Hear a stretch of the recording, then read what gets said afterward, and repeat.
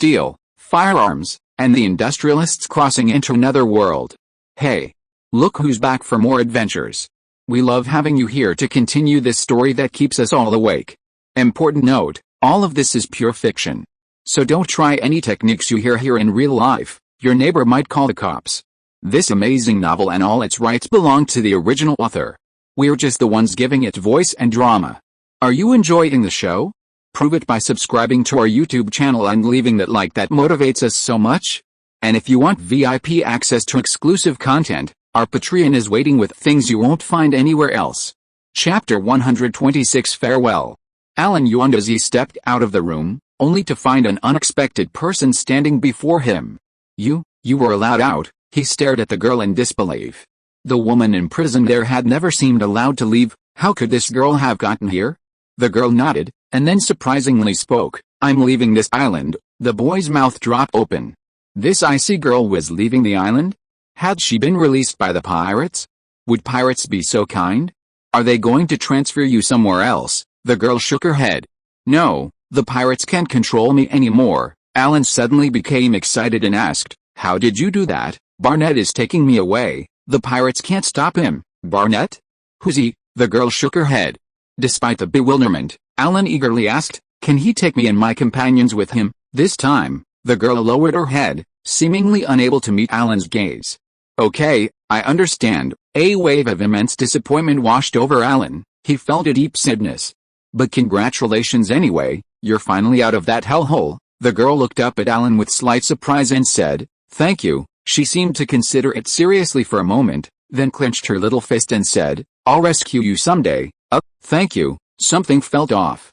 Then the girl's face turned slightly red, and she asked hesitantly, "What's your name?" Come to think of it, they'd known each other for so long, but they hadn't asked each other's names. Well, if that counted as knowing each other. The boy immediately answered, "Alan Alfred." "And yours?" "Me." The girl was speechless for a moment, then said somewhat sadly, "I don't have a name." There are people who don't have names?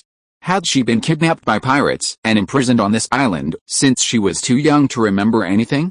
Alan scratched his head. It's quite difficult without a name. When you return to the normal world, you'll be helpless without one, he suggested. "Let me help you choose a name." The girl blinked her big eyes. Although her expression still seemed a bit cold to Alan, her eyes revealed obvious eagerness. Clearly, she was extremely willing for Alan to help her name. Alan crossed his arms, closed his eyes, and began to think. What name should he choose? Mary? No, too ordinary. Carol? It doesn't quite suit you. The boy kept muttering to himself, struggling with what name to choose. The girl watched him quietly, her eyes unblinking. I've got it. How about Christour? Christour? Yes, Christour. It means crystal clear ice, a transparent soul. Alan seemed to have forgotten his current predicament, feeling quite proud of himself for coming up with such a good name. Okay, from now on I'll be called Christo. The girl, Christo, nodded, accepting the name Alan had given her. Suddenly remembering something, she took off the bracelet from her left wrist. This is for you, this is for girls. Alan wanted to say that, but he swallowed the words back because Christo's eyes were very determined. Okay, thank you. He took the bracelet and put it on his left wrist. I'll give you a return gift too. Alan took off the double fish pendant hanging around his neck, and with a gentle snap, the two fish separated. He handed one of them to Christo. My mother said that this pendant was blessed by a priest. Find a thin string to string it on and wear it around your neck. It will surely protect you and keep you safe. Christo stared intently into Alan's eyes. Their eyes met, and just as the boy was feeling a little embarrassed by her gaze, she grabbed the pendant and quickly put it away, as if afraid Alan would change his mind. I will definitely rescue you, she repeated again. Thank you, but you have to promise me you'll stay safe and sound. Just as the two were talking, a person wrapped in a black cloak appeared not far away and called out, Little girl, we have to go. Christo reluctantly said goodbye to Alan. I'm leaving, take care of yourself. Then she turned and walked towards the person.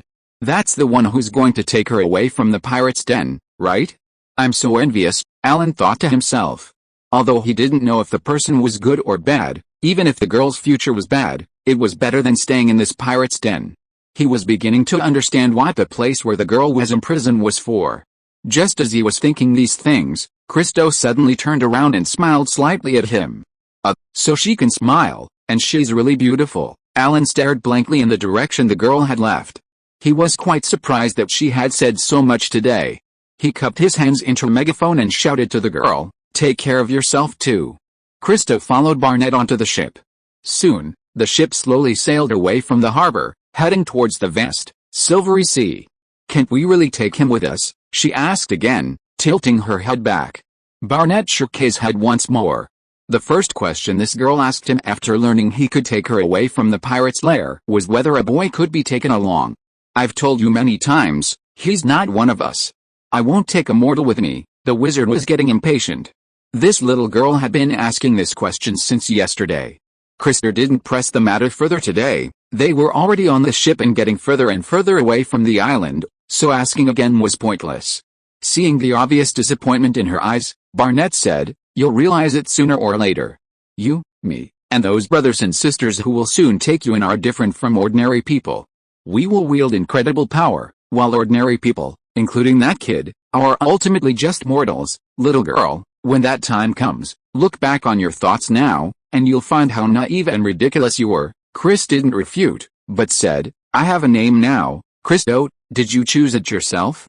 "Fine, saves me the trouble of thinking about it." The girl looked at the receding dock. "I will come back here again." Barnett chuckled. "You want revenge, don't you?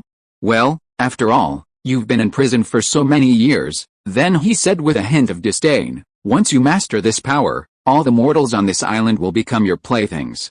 Work hard, thanks to reader for the reward." Chapter 127 Post-War. Since the last time the pirates gathered more than 10 ships and went out, the island had become much quieter. Of course, this was good news for Alan and his men. Fewer pirates meant fewer people to order them around. Just as they were enjoying this rare period of leisure, they noticed that the atmosphere on the island was slowly becoming strange. Some of the pirates who remained were filled with anxiety, as if the sky had fallen. "Have you heard? The pirates suffered a defeat," Payne whispered mysteriously during lunch, always so well informed.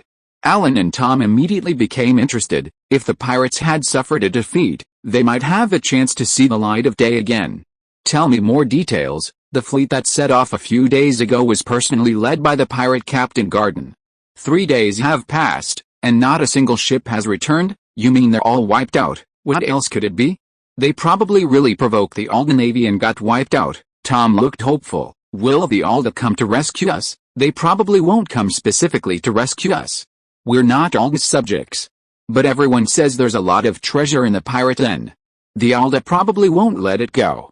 It's not impossible that they might rescue us while they read it. Lord of Light, please bless the Alda to come here." The three prayed to the gods with high hopes. With their current abilities, they could only obediently wait for someone to come and rescue them. After defeating the Garden pirates' fleet, the Arda Navy was forced to regroup.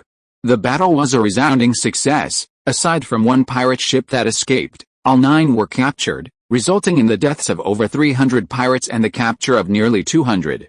However, the Navy itself suffered heavy losses. Apart from the Hope, which didn't engage in boarding action, over 50 men were killed or wounded on the other ships.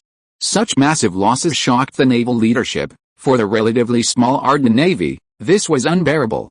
The direct cause of the heavy casualties was the mysterious drug mentioned in the prisoners' confessions. After taking it, the pirates immediately gained superhuman fighting abilities. If it weren't for the Navy's firearms and cannons, and the boarding maneuver that forced the pirates to run one by one across narrow gangplanks, the outcome of the battle would have been uncertain. The pirate captain, Garden's, behavior after consuming a large amount of drugs at the end of the battle left a deep impression on the officers and soldiers present.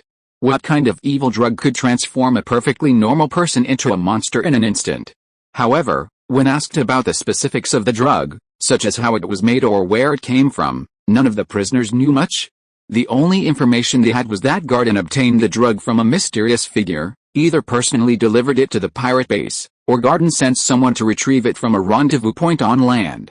All the officers and soldiers involved in the battle were given a gag order. Apart from announcing the great victory, no details of the battle were to be revealed to outsiders or discussed in front of them.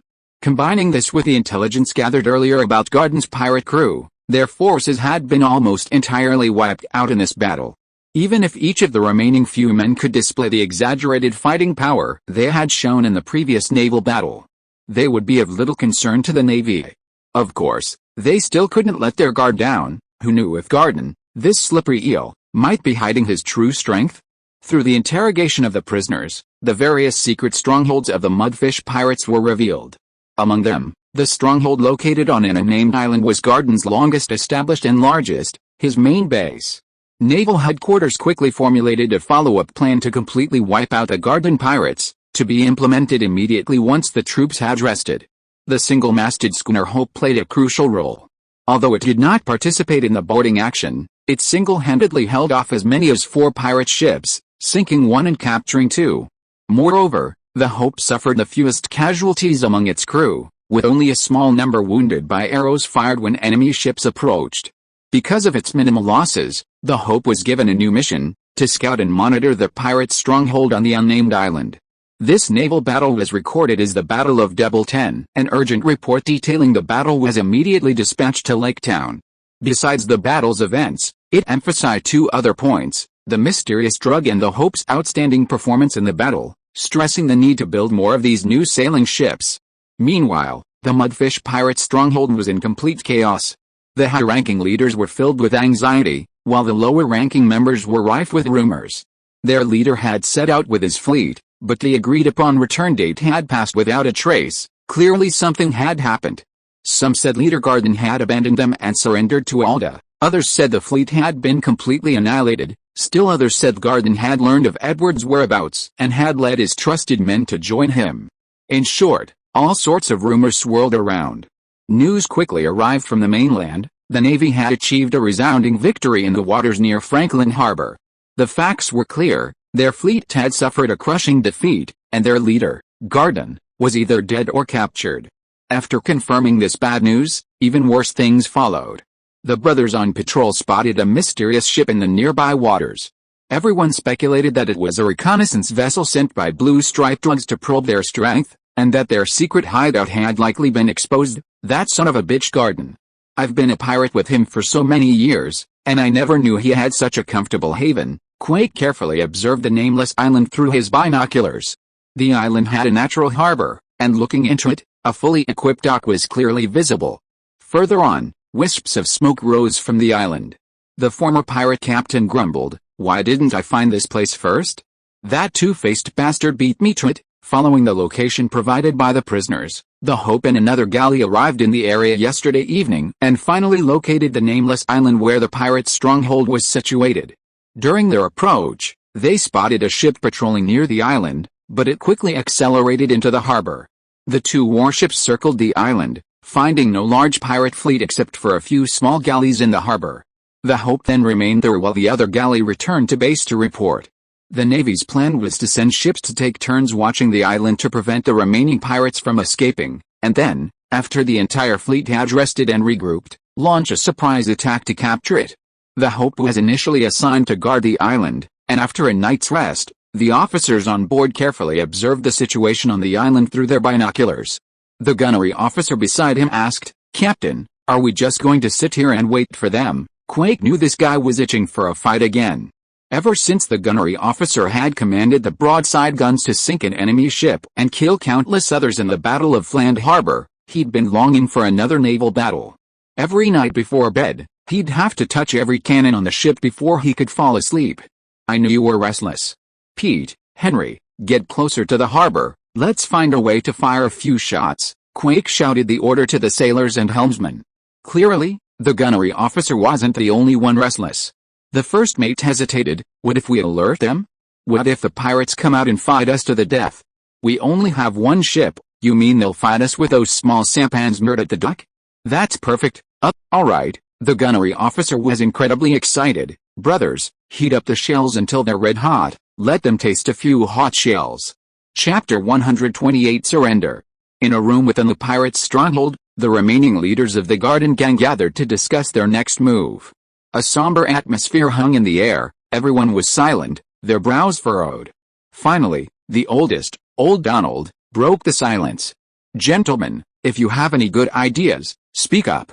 If you don't now, you might never have another chance." Someone whispered, "They've probably already found out about our stronghold from our captured brothers. Don't give me that nonsense." Is that ship outside just here for sightseeing? So, maybe, we should just surrender, coward." A leader slammed his fist on the table, shouting back, "Do you think it was easy for us to build this empire with Chief Garden? If you ask me, we still have 4 or 5 ships, some medicine left. If the blue-striped drunks come, we'll fight them to the death." 4 or 5 ships? More like 4 or 5 small boats, right? Someone immediately poured cold water on his enthusiasm. "You coward, you're the brainless brute." Just as the two sides were about to draw their knives, a muffled thunderous sound suddenly came from afar.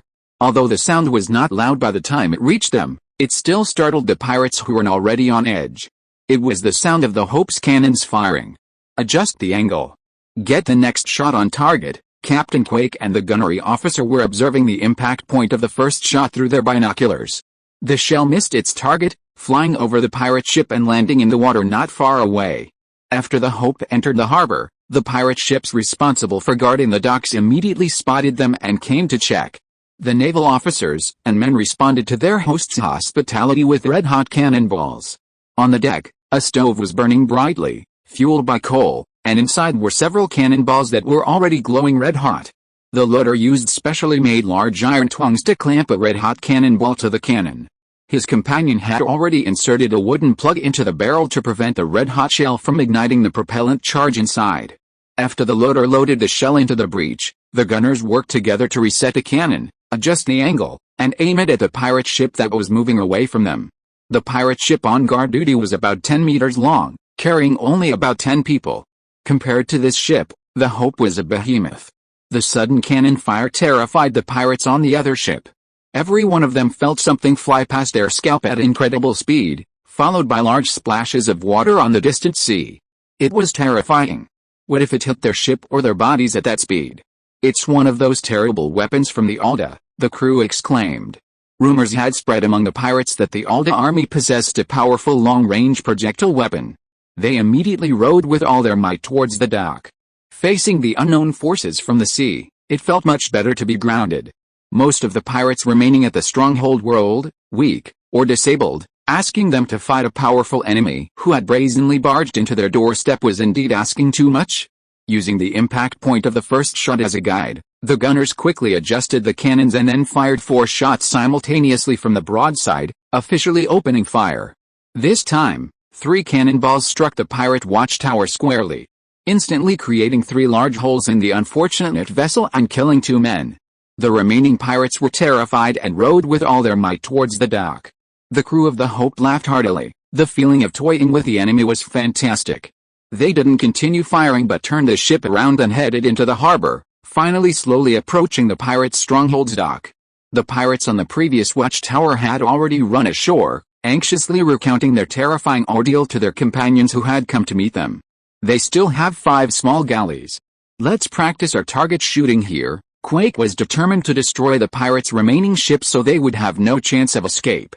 The Hope opened fire relentlessly, bombarding the pirate ships anchored at the dock. The pirates on shore trembled, none daring to resist. With their current solid shot, sinking a wooden ship was quite difficult unless it hit just short of the waterline. The Hope fired several rounds, managing to completely destroy 2 pirate ships. One sank after taking on water, and the other had its deck tarpaulin ignited by a hot shot, the fire eventually spreading throughout the entire ship. The remaining 3 ships were riddled with holes and beyond repair. Finally, due to overheating cannons, the Hope had to cease firing and wait for the barrels to cool down. "Hey! Did you hear that, Alan?" who was braiding ropes, asked his companions. "Yes, what was that sound?" Tom and Payne were also quite surprised. "Thunderous fury." The thunderous fury of the Arda. Alan suddenly became excited, gesturing wildly as he said, "Have you heard? Lord Paul Gleman, the Lord of Arda, used a powerful weapon to wipe out the pirates who invaded his territory. It makes a tremendous noise, 10 times more powerful than a ballista, and can even shatter city gates.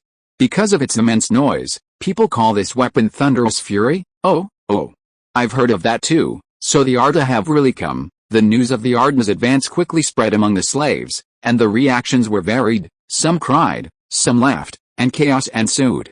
The pirate overseer at the gate, hearing the commotion inside, rushed in, about to shout curses, but then suddenly remembered something and left dejectedly.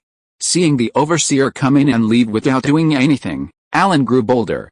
He stood up and said, "I can't wait any longer. I'm going to the docks right now." "Hey, wait a minute. We can't be 100% sure it's the Alda people yet. What if it's another group of pirates?" We'd be walking into the lion's den, but his companion's advice couldn't stop Alan. He quickly ran out the door. "Wait for me. I'll go with you." A large group of people followed him out. "In my opinion, we should surrender. They're refusing to leave our doorstep. They must have powerful reinforcements behind them. They're probably just waiting for reinforcements to come and take us down in one fell swoop." The old pirate Donald said his opinion and judgment. The others remained silent. This time, no one stood up to object, which was considered an acceptance of the decision to surrender. Just moments ago, a henchman rushed over to report what had happened at the docks. Upon learning that the enemy was merely a single ship that had wrecked their remaining 5 vessels using that legendary, terrifying weapon, the faces of the assembled leaders turned ashen. Seeing no one object, Donaldius ordered the henchman who had come to report, "Raise a white flag on the dock. Tell them we're surrendering." "Yes, sir." The henchman seemed relieved upon hearing the order, turned, and dashed out of the room towards the docks. "Gentlemen," Donaldius said with a wry smile to the assembled leaders, "come with me to the docks. If you are listening to this novel on a channel other than Fanfic World, it means it was downloaded and re-uploaded without effort. We warmly invite you to visit our channel, Fanfic World. There you will find the original version of this story and many other novels of various genres. We look forward to seeing you dive into a world of incredible novels." Chapter 129, Going to the Island. "Aim at the warehouse on the dock. Hopefully, there'll be something flammable inside," Captain Quake of the Hope ordered the gunnery officer. After the gun barrels cooled, a new batch of solid shot, heated to a red-hot hull, was quickly loaded and fired. Soon, a fire broke out on the pirates' dock. The pirate leaders, who had been in a meeting, arrived near the dock and witnessed the entire warehouse fire. An old pirate angrily asked, "Why hasn't the white flag been raised yet?" A henchman reported with a mournful face, "The brother who gave the order just went into the warehouse to find a piece of white canvas, but that strange ship also aimed at the warehouse. It looks like he won't be getting out. You immediately set up anything white you can find and wave it vigorously. Make sure they notice." The officers on the Hope quickly saw the pirates' actions on the dock through their binoculars. A large group of men took off their white clothing, tied it to sticks, and waved it continuously. Some even took off their white underwear. It looks like they want to surrender. What should we do, Captain? Should we stop firing?" Quark stroked his thick beard, considering carefully. The pirates surrendering themselves wasn't bad, although it was a bit less exciting to have the enemy's heads fall before the battle even started. But forcing the entire enemy to surrender with just one ship would certainly be a great achievement. "You guys still resting at base?"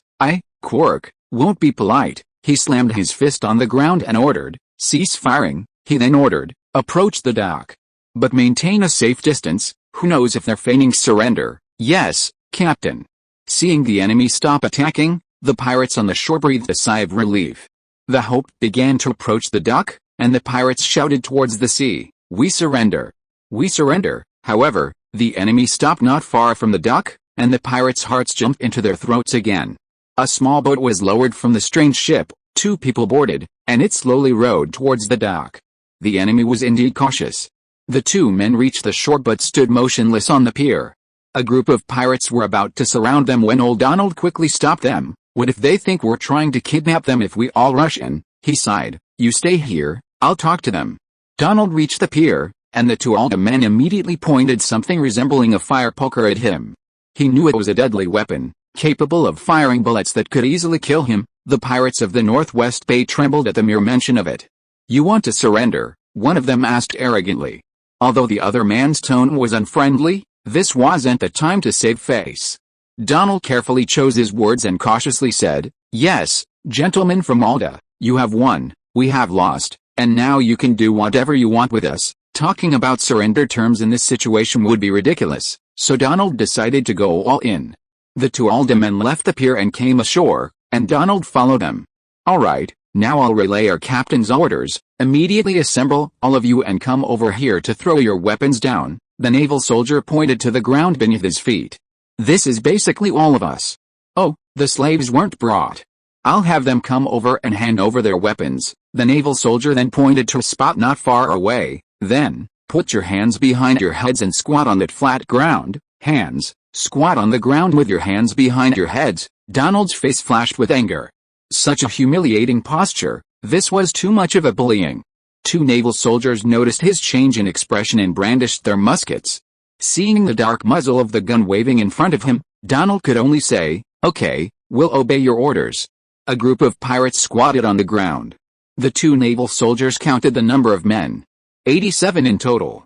Then they signaled to the ship that everything was going smoothly, and the Hope slowly docked at the pier. Quake and several officers led about 30 men ashore in a flurry. Sailors, armed with muskets, surrounded the pirates while keeping watch. "Isn't that Captain Quake?" "Hey, Captain Quake, do you remember me?" Someone recognized the former pirate leader Quake and stood up, trying to strike up a conversation. A sailor next to him kicked the pirate who had stood up and shouted, "Behave yourself. This is our captain." The pirates all looked at the naval captain circling them, and soon gasps of surprise and whispers filled the air. Especially the leaders. The Mudfish gang had dealt with Quake's gang many times before, and many recognized their leader, Quake. Because the Alda army had high standards for the appearance of its officers and soldiers, coupled with long-term drills and military posture training, Quake's demeanor had changed considerably since his days as a pirate. His unkempt beard was no longer a tangled mess, but neatly trimmed. If it weren't for the carefree expression in his eyes, one might mistake him for a gentleman from a well-to-do family. Therefore, the pirates who knew him didn't recognize him at first. "I can't believe the rumors are true. Quake actually surrendered to the nobles? Didn't he hate those parasites the most?" The prisoners' voices grew louder until a gunshot silenced them. Quake put down his still-smoking musket and shouted, "The pirate captain you knew is dead. Standing before you now is the captain of the Arda Navy's Hope warship. Let me tell you, the Arda army has always been lenient towards prisoners, as long as they haven't committed heinous crimes." Go see what's going on over there." Quake was about to explain the newly issued prisoner management guidelines from the general staff to the prisoners when he suddenly noticed someone lurking suspiciously in the distance, peering in their direction. He immediately ordered his men to investigate. Several sailors responded and quickly returned, dragging several teenagers with them. "Let us go. We're not bad people," the children cried. The sailors saluted Quake and reported, "Captain, we caught a few little pirates." "You're the pirate. Your whole family are pirates," the children retorted, looking aggrieved. "Let them go. If you're not pirate bastards, then who are you?" The boys, rubbing their sore wrists, hurriedly introduced themselves. "We were kidnapped by pirates and brought to the island. They're using us as slaves. Please save us." Calm down, calm down. "At least let me know your names and where you're from," one of the brown-haired boys said. "Are you from the Alda army?" "My name is Alan, this is Tom, and this is Payne. We're all from Little Horn Village in Scano. Pirates raided our village and kidnapped us to be slaves. There are many other slaves on the island, from various places in the northwest. Can you take us back to the mainland, Scano?" Quake knew that was a coastal earldom south of Alda. "Boy, take us to where the slaves are held and tell them that Earl Gryle's army has come to rescue them." Quake waved his hand magnanimously. Chapter 130 changes. Duke Ferdinand, the most powerful royal vassal in the northwest of the Kingdom of Waldo, is no longer young. He will soon turn 45. However, the Duke is perceived as young at heart, especially when it comes to matters of the heart. Just this July, he took a new concubine, bringing his total number of women, including his first wife, to 7. Whether he has more secretly is unknown. Duke Ferdinand's womanizing isn't solely for physical gratification. As a duke, more than half the lords of the Northwest are his vassals or vassals of his vassals, and even other direct royal vassals in the Northwest must defer to him. When disputes arise between the lords, large and small, and the situation remains unresolved, they generally seek his judgment. In terms of power, wealth, and status, the Ferdinand family is undoubtedly at the very top of the Northwest aristocratic pyramid. Logically, this should be the limit for a nobleman. To climb any higher, one would have to follow Giles' example and rebel. Having held this position for so many years, one should have enjoyed almost everything imaginable and have no regrets. But the Duke of Ferdinand had his own regrets, or rather, his worries. He had yet to produce his son. He had married several wives and concubines, but only 3 daughters. The thought that after his divine favor, the title would fall into the hands of a collateral branch of the family filled the Duke with immense unease. He pinned his hopes on his newly acquired concubines, but perhaps due to old age or previous excessive indulgence, the Duke was no longer capable of such acts. Fortunately, the Duke's most loyal vassal, Count Maltzkent, found a solution. This Maltzkent was truly the Duke's most capable vassal. If the Duke asked him to go east, he wouldn't go west. If the Duke asked him to chase chickens, he wouldn't beat dogs, and he handled everything to the Duke's satisfaction. Such an obedient and capable man naturally earned the Duke of Ferdinand's favor, who granted him more power. Gradually, Maltzkent became a sharp sword in the Duke's hands, eliminating many who were detrimental to the Ferdinand family. As the Duke's trust in Earl Kent grew, he would sometimes confide in him about private matters, such as the aforementioned troubling issue, hoping the Duke could find a solution. To the Duke's delight, Maltzkent quickly responded that he had found a solution. He had found a physician who could treat the symptoms. Truly worthy of being his most capable vassal, his speed was remarkable. Now, the Duke of Ferdinand sat anxiously in the hall of his castle, waiting for Earl Kent to bring the physician. "Your Excellency, Earl Maltzkent requests an audience," a servant reported. "Quickly, bring him to the hall." Maltz had finally arrived, and the Duke impatiently ordered him to come see him immediately. Maltzkent entered the hall, followed by a man completely shrouded in a black cloak. The Duke, unable to contain his excitement, exclaimed, "You've finally arrived." Count Kent's lips curled slightly as he stepped forward and bowed. "Your Excellency Duke Ferdinand, I've brought a man. Please allow me to introduce him. This gentleman behind me is the itinerant healer, Mr. Barnett." He then stepped aside, and the cloaked man behind him lowered his hood and greeted the Duke. "Barnett greets Your Excellency, Duke of the Northwest." Duke Ferdinand carefully examined the itinerant healer before him. He was astonished by Barnett's appearance. He was indeed a strange man. However, Maltz had said this man had foreign blood. Perhaps it was their tradition. There was a common perception of people of different races. They always possessed one or two unusual remedies that could cure all sorts of difficult diseases. Thinking of this, Duke Ferdinand felt a surge of joy. Perhaps the man could indeed cure his own incidental ailments. "You've probably heard about my ailment from Maltz. Do you have any good ideas?" Hearing the Duke's question, Barnett replied, "Your Grace, I must examine your body myself before I can prescribe the right remedy." "Very well, come and see me." Barnett glanced around the hall, somewhat embarrassed, and said, "Oh, Your Grace, this place doesn't seem quite convenient." Duke Ferdinand immediately realized his mistake and blushed deeply. Examining that part of his body in the castle hall, used for receiving guests, was indeed inappropriate, especially with several guards present. The Duke wasn't so open-minded as to expose his manhood in front of so many people. "Very well, come with me." The Duke stood up and walked out of the hall. Barnett and Maltzkent exchanged a glance and quickly followed. Ferdinand, accompanied by the medic, arrived at his bedroom and said, "Come into my bedroom." The Duke pushed open the door and entered, followed by Barnett. The two guards at the door, seeing strangers entering their lord's bedroom, also followed in. Duke Ferdinand hesitated for a moment, but ultimately instructed the two guards, "You two stay outside. I'll call you if anything happens." Although the Duke valued his safety, everyone who entered the castle had undergone a thorough search, so he figured there shouldn't be any problems. Even if the other party had some ill intentions and suddenly attacked, Duke Ferdinand believed he could handle an unarmed assassin. Although his physical condition was past its peak, he still had some confidence in his abilities. Moreover, upon hearing his cry for help, the guards outside would immediately rush in and hack the assassin to pieces. The two guards were somewhat surprised that their lord would leave alone in the bedroom with a burly man, but they didn't show it on their faces, silently leaving the bedroom and closing the door. "So, Dr. Barnett, should I take off my trousers?" Ferdinand sat awkwardly in a chair. Barnett was taken aback, not expecting the Duke to ask such a question. He had only wanted to subdue the Duke in the absence of the guards and hadn't really considered the bigger picture. To avoid arousing suspicion, he said, "Yes, sir, please take them off." Duke Ferdinand was extremely embarrassed and hesitated. "Sir, there's nothing to be ashamed of. Please remember, you are a patient, and I am a doctor. This is perfectly normal." "All right." The Duke finally hesitantly took off his trousers.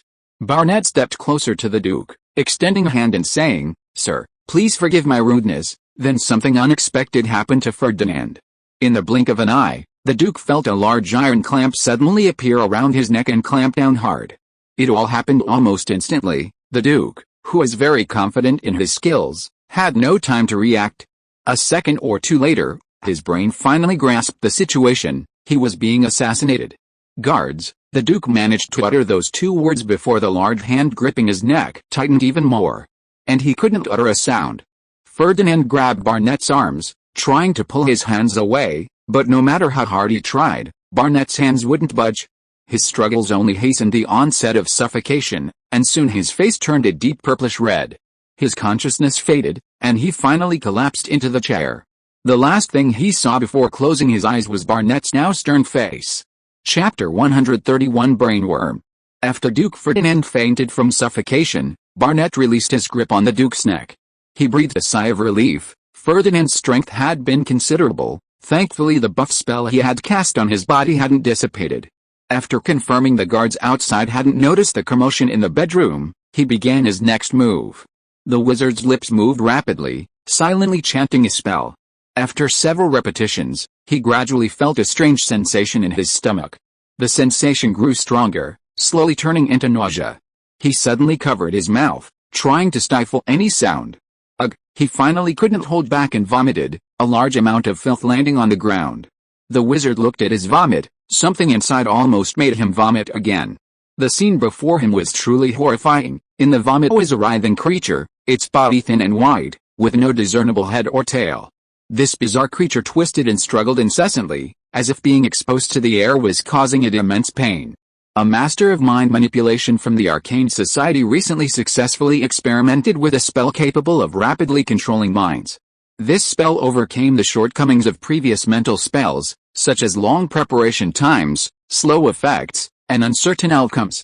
Its effects were extremely swift, capable of completely controlling the mind of the target in a short time, turning them into a subservient slave. However, it still had flaws. The spell required a specially cultivated parasite as a medium. This artificially cultivated parasite, called a brainworm by the spell's inventor, burrowed into the subject's skull, acting as a medium to stimulate the brain. The brainworm needed to absorb nutrients from the subject's head to survive and paralyze the subject's pain sensation. Because of this, the subject would become increasingly dull, listless, and numb, and would generally not live long.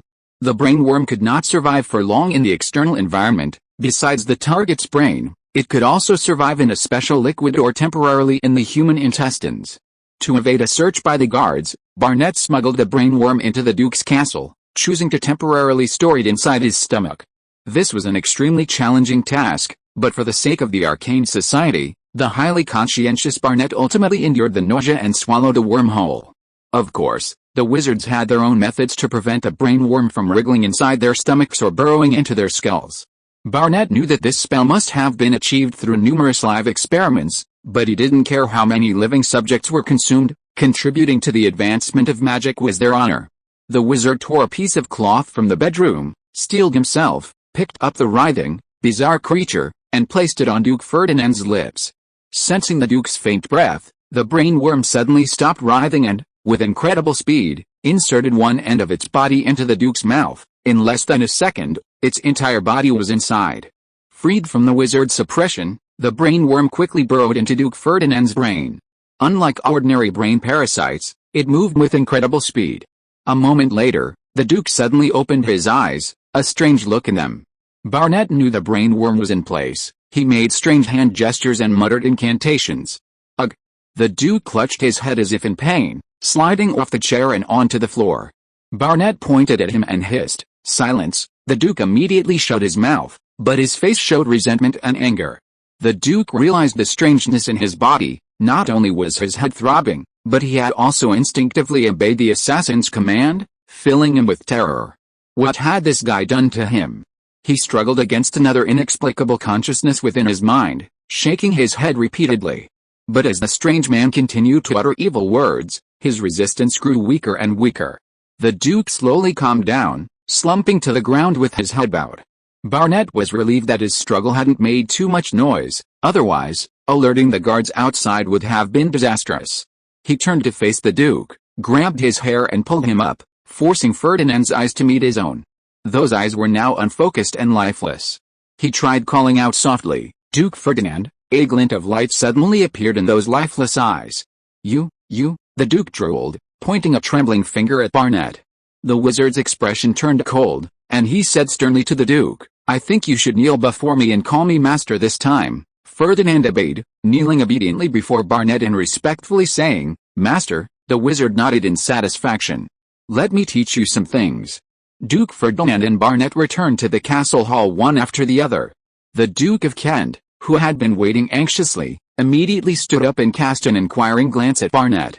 The wizard nodded, giving him a confirming look. The Earl of Kent breathed a sigh of relief, followed by a surge of elation. Before Barnett and the Duke returned, he had prepared himself to be torn to pieces by the guards who rushed into the hall. If the wizard had failed, that would undoubtedly have been his fate. Now, that worry was gone, their plan had succeeded. He glanced at Duke Ferdinand. The Duke seemed no different than usual. Barnett leaned closer and whispered, to avoid arousing suspicion, he, and you, must behave exactly as before in front of outsiders. The three sat down again, and Duke Ferdinand spoke up, Mr.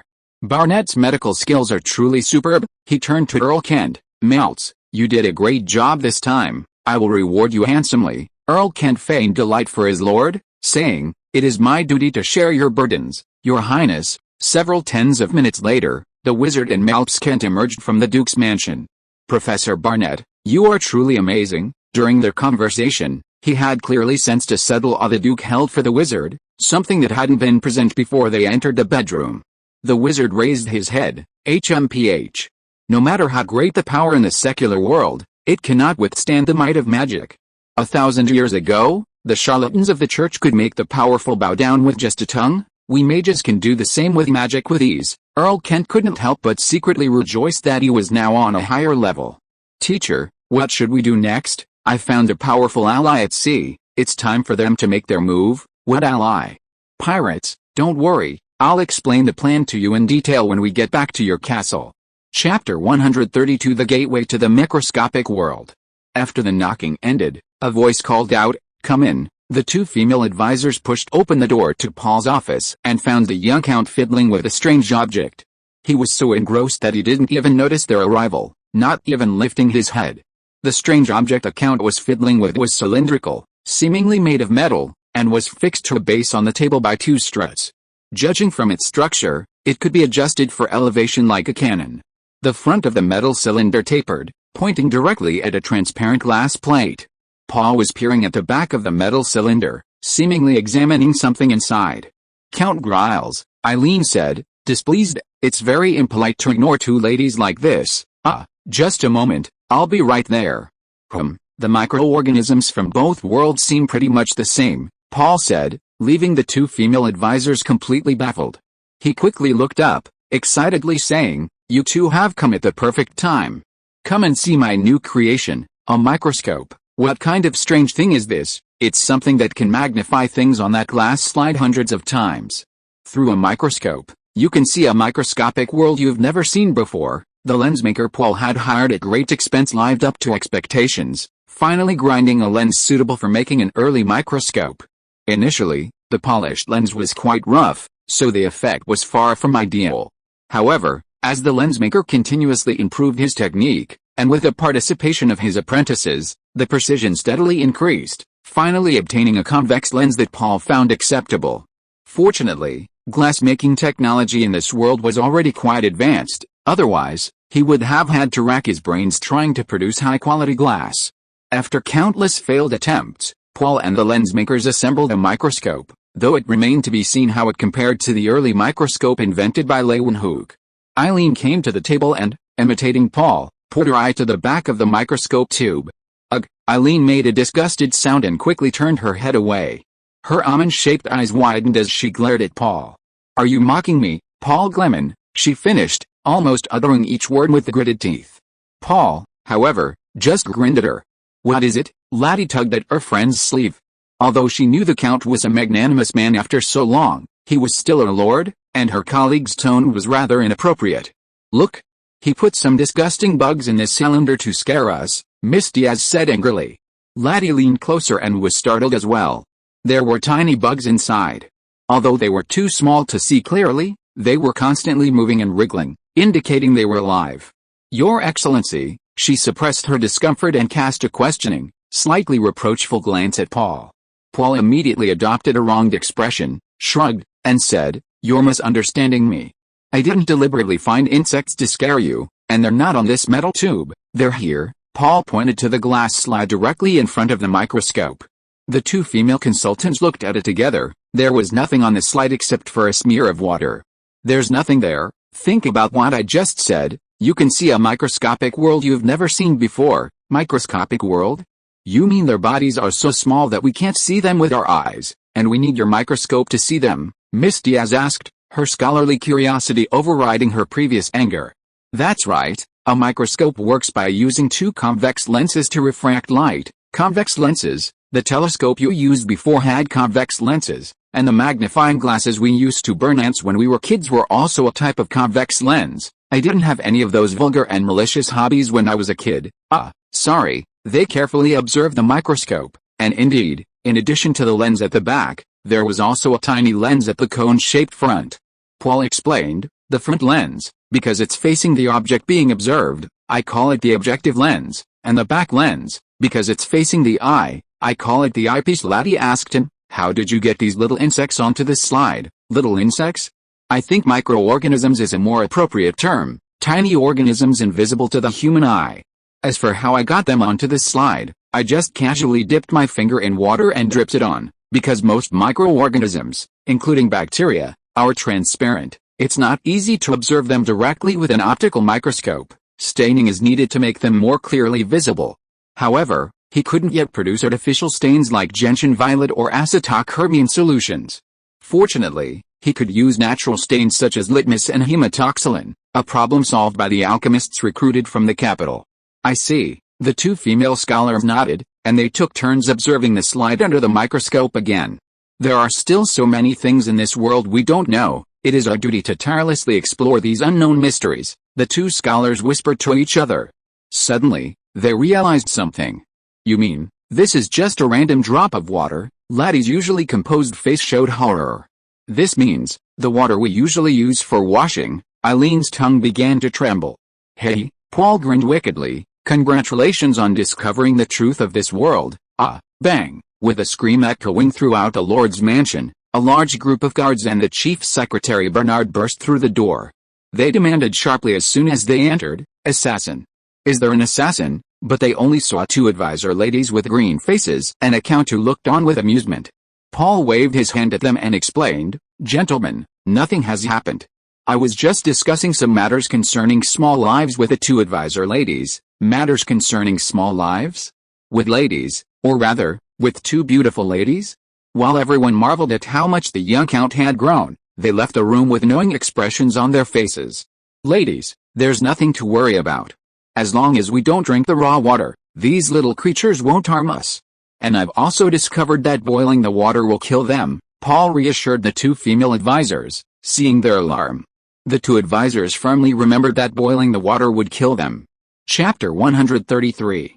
It took the two advisors a long time to regain their composure, though they still looked shaken. Laddie asked Paul, "Your Excellency, I've long wondered why there are shops selling boiled water in Lakeside Town. I suppose this was your idea." "That's right," Paul said proudly, patting his chest. "Heating it to a certain temperature effectively kills these microorganisms. I call it disinfection, so I encourage everyone in the territory to drink boiled water." In another timeline, the working people of the Celestial Empire only developed the habit of drinking boiled water after 1949. In ancient times, plagues, parasites, and gastroenteritis were common, especially in rural areas, which were particularly prone to parasites and dysentery. After the founding of the People's Republic of China, the promotion of the benefits of drinking boiled water greatly contributed to eliminating parasites and curbing various gastrointestinal infectious diseases. However, for the lower classes in the Northwest, consuming precious fuel to boil water was still a luxury. Therefore, Paul funded the establishment of a boiled water shop, where a small bucket of boiled water could be purchased for just 1 copper coin. He also planned to extend this model to the entire regions of Arda and Berdine. "But, you just made this microscope, didn't you? Did you already know there were so many microorganisms in the water?" Laddie suddenly asked, and Eileen looked at Paul curiously as well. Paul stammered. After a moment's hesitation, he hurriedly explained, "Isn't it common sense that drinking unboiled water can cause diarrhea?" I was just combining my new discovery with this common sense. Laddie still had doubts, but the cause and effect, Paul immediately interrupted her. "Where do you get so much cause and effect?" I called you here because I have serious business to attend to." "Really? I'm very busy." Laddie covered her smile and said, "Please give your orders, Your Excellency. Powerful firearms, telescopes with 1,000-mile range, exquisite porcelain, inexpensive paper, time-saving and labor-saving harvesters, all-sail warships, and this incredibly sophisticated microscope before them, all were the work of this count." If the inventor were one of those old scholars in the Imperial Academy who had immersed themselves in knowledge their entire lives, it would be somewhat understandable, but this count was only 15 years old. Could it be that there are truly people born with innate knowledge? Laddie increasingly felt that this lord was hiding some secret, but she didn't intend to delve too deeply into it. After all, who doesn't have secrets? For example, she herself had another identity. Paul cleared his throat slightly, a little embarrassed, and said, "The first thing I want to do is establish a Ministry of Health." "A Ministry of Health?" "Yes, a Ministry of Health. Its main task is to promote healthy lifestyles in Arda and Berdin, in addition to some medical matters." "What do you need us to do?" "I need 2 scholars to organize a team to compile a series of pamphlets and textbooks to introduce the good habits of the upper class to the common people and explain the significance of these habits in detail. You've seen various microorganisms with your own eyes. Based on my observations of other objects, they don't just exist in water, they're everywhere in our world, and there are far more of them than in clean water. For example, the nail polish I've been deliberately leaving out these past few days." Eileen looked disgusted. "Please stop, haha, sorry." With this discovery, the causes of some diseases become clear. Some of the microorganisms we've discovered can certainly cause illness. Let's call them germs, of course. Just like the known symbiotic relationships of certain organisms, it's also very possible that some microorganisms are beneficial to our bodies. Paul didn't want to use terms like bacteria, viruses, and fungi too early. It would be impossible to explain them. He continued, "Some good habits, like frequent bathing, washing hands before meals, keeping the environment clean, eating cooked food, and, as we just mentioned, drinking boiled water, can effectively reduce the number of germs, thus greatly reducing the probability of disease." Laddie nodded. "That's certainly true. Before, we did these things simply for comfort, but now they have an added meaning, for health." Paul nodded as he said, "These habits should be promoted to the common people, not just be exclusive to nobles and the wealthy." Laddie remarked, "A lord like you who cares so much about his people is truly rare." Eileen also gave him an approving look. "Nonsense. The people in my territory are valuable labor. I don't want them to die from diseases that can be easily prevented. Otherwise, who will come to my farm to farm, and who will come to work in my factory?" The 2 female advisors were speechless. "Earl Gleman, I take back what I just said." Paul ignored their disdain and continued, "Given that most people in the territory are illiterate, you need to draw lots of pictures in your brochures. Make them visually appealing. Pick a few little bugs that you least want to see and draw them. The more exaggerated and disgusting, the better. Scar them. I will have Morrison's propaganda team take your brochures to various parts of the territory to spread the word. To enhance their persuasiveness, they will also be given microscopes." In addition to the propaganda team, he also planned to present a microscope to Father Anderson, who presided over the church in Lakeside Town. He had heard that this priest, besides enjoying chanting prayers and studying medicine, also had a great interest in all kinds of organisms, and the churchyard was filled with all sorts of plants. "Oh, right, we should also equip the West Academy with more of these machines so that students can be exposed to more biological knowledge. Education should start from a young age." He suddenly thought of something else, and knowledge about childbirth. He had already sent people to investigate and compile statistics.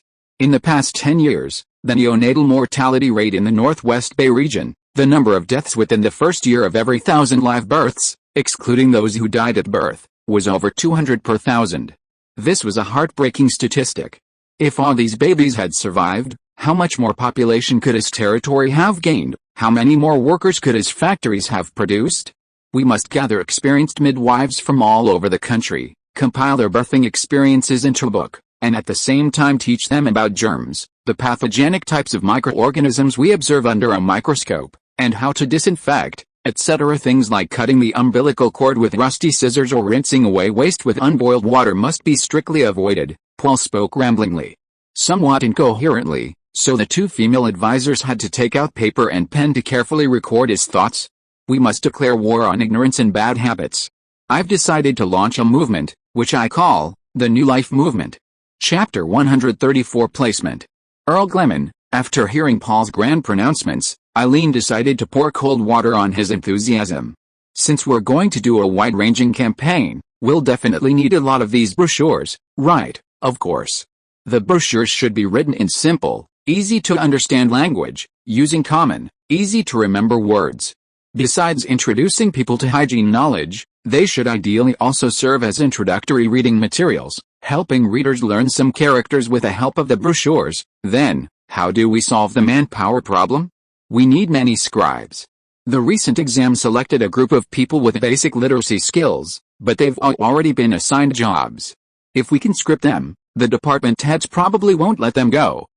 That is indeed a problem. Paul closed his eyes and thought for a while, then suddenly opened them and slammed his hand on the table. I've got it, he shouted. This idea had been swirling in his mind for a while, but he'd forgotten about it lately because he was so busy. Printing. We can use printing, Eileen and Laddie asked curiously. Printing? What's that for? Think about it. If we engrave the text in sequence on a wooden board, then apply ink, and finally stick the paper on it and peel it off, the two girls immediately understood. Eileen said excitedly, the text is printed on the paper. Paul nodded, exactly. Laddie also looked incredulous. How come no one had used such a simple method before? Your Excellency, it seems you've invented another remarkable technology. Paul blushed slightly. Invented? You flatter me, Indeed, once printing becomes widespread, a large number of scribes will lose their jobs. Let's mourn for the former colleagues of the Chief Secretary. Now that this problem is solved, let's continue discussing the Ministry of Health's work. Write down everything I've thought of and organize it. I need to take these notes to the State Council meeting to discuss them in detail with the relevant officials, so we don't miss anything in a disjointed manner. Yes, Your Excellency, soon, Director Hansel will be heading south. Besides continuing to recruit the talent we need, he will also bring back a large number of southern refugees to bolster our workforce. The foster family will also send us some refugees. However, these immigrants may carry various diseases. If not handled properly, they could easily infect our locals, and even cause a large-scale epidemic.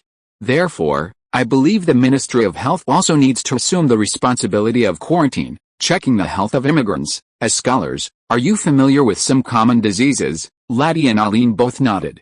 Very well, then please summarize your knowledge of diseases, including methods for identifying them, for the quarantine personnel to study. Perhaps you could discuss this with Father Anderson. He also knows a great deal about medicine. Don't worry, Your Excellency. Just as Paul was about to continue, there was a knock at the door. He called out, "Come in." Chief Secretary Bernard immediately pushed open the door, holding a file folder, and said, "The General Staff has sent you an urgent document." Bernard quickly walked to his desk and placed the folder on it. Paul took out the document and glanced at the title, which caught his attention. "Gentlemen, congratulations. Our Navy has just won a great victory. Eliminating that slippery eel." Laddie and Eileen exchanged a glance, seeing the joy in each other's eyes. "Excellent. With the mudfish pirates wiped out, the remaining smaller groups should be easily dealt with. Your Excellency, your overseas trade plans can finally begin. Let me show you the detailed battle report." Paul handed a stack of documents to the two female advisors, but left the last 2 pages untouched. The two advisors huddled together to read the report, their faces contorted with anger as they read the last few pages. These shameless pirates. They kidnapped civilians and enslaved them, not even sparing children. They even imprisoned the women they robbed and forced them to do those kinds of things. Eileen was particularly furious. Having experienced being forced into marriage by her father, she resented the oppression women faced in society. Now, seeing something even worse, forced marriage, forced into prostitution, how could she possibly tolerate it? Paul, however, seemed unfazed. This is commonplace. This Miss Diaz was truly a flower grown in a greenhouse. Even in the increasingly law-abiding 21st century, let alone in the medieval society where human life was cheap, similar incidents were commonplace. Don't they fear God's wrath for committing such heinous acts? Earl Gleman, please punish them severely. Eileen was also furious for another reason. She and her female guard were fleeing north, and if they were to be ambushed along the way, they would most likely suffer the same fate as those women who had been enslaved. The thought filled her with dread. She'd rather be dead than live that kind of life. Compared to Eileen, Laddie, though also angry, was noticeably calmer. After all, her years as an adventurer had exposed her to the darker side of this world. Paul readily agreed. Of course, I will certainly punish them severely. But please calm down. What suggestions do you have for these rescued slaves? Eileen immediately replied, of course, send them home. Paul asked, some of them had their entire families killed by pirates, or even their entire villages were slaughtered. These people are now homeless. Laddie asked him, what is your opinion, Your Excellency? She looked at Paul with some concern. Slavery existed in this world. Although, thanks to the Church's millennial-long efforts, slaves had largely escaped the miserable fate of being treated like livestock, and could even possess a small amount of their own insignificant property. Legally they were still bound to their slave owners. And Earl Gleman had the right to take in the slaves of the pirates he had defeated.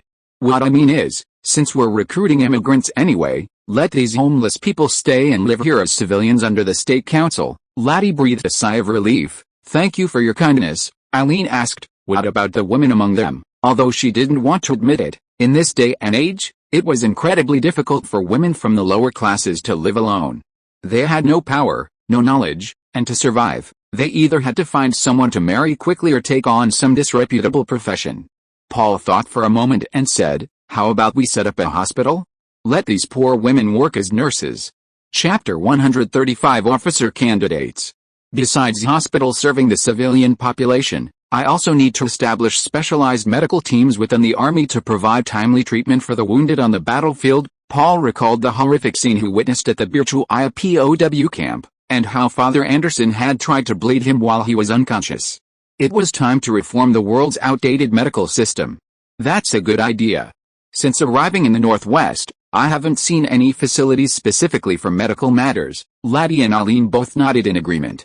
Then, I'll leave the matters I just discussed to you two. If there's nothing else, please go back and organize today's content. Yes, Your Excellency. The two female advisors rose to take their leave. After watching them leave, Paul instructed his chief secretary, please summon Chief of Staff Sheezer, Chief of Staff Rhodes, and the two battalion commanders who remained in Lakeside Town. Bernard responded and went to fetch the two documents he hadn't shown the female advisors earlier. Paul carefully reviewed them once more, and their contents made him frown. It can greatly enhance a person's strength and speed, even turning them into a monster, he muttered to himself. The effect was even more exaggerated than stimulants. Could such a drug be manufactured in this technologically backward world? Soon, the intelligence chief and high-ranking military officials arrived at Paul's office, and everyone discussed the intelligence sent by the Navy in detail. The Navy's report mentioned a mysterious figure named Barnett. The prisoners confessed that the drugs Garden obtained seemed to be provided by this person, and Garden was completely obedient to him. However, the prisoners didn't know any further details. The only pirate captain who might have known about Barnett's background was already dead. Paul was quite frustrated. Who exactly was this Barnett? His relentless efforts to combat pirates were already well known in the Northwest Bay, yet this person was still helping pirates under such circumstances, clearly not taking him seriously. Was it one of those surrounding lords who disliked him? That was quite possible, such as the Kent family who had threatened him with force recently.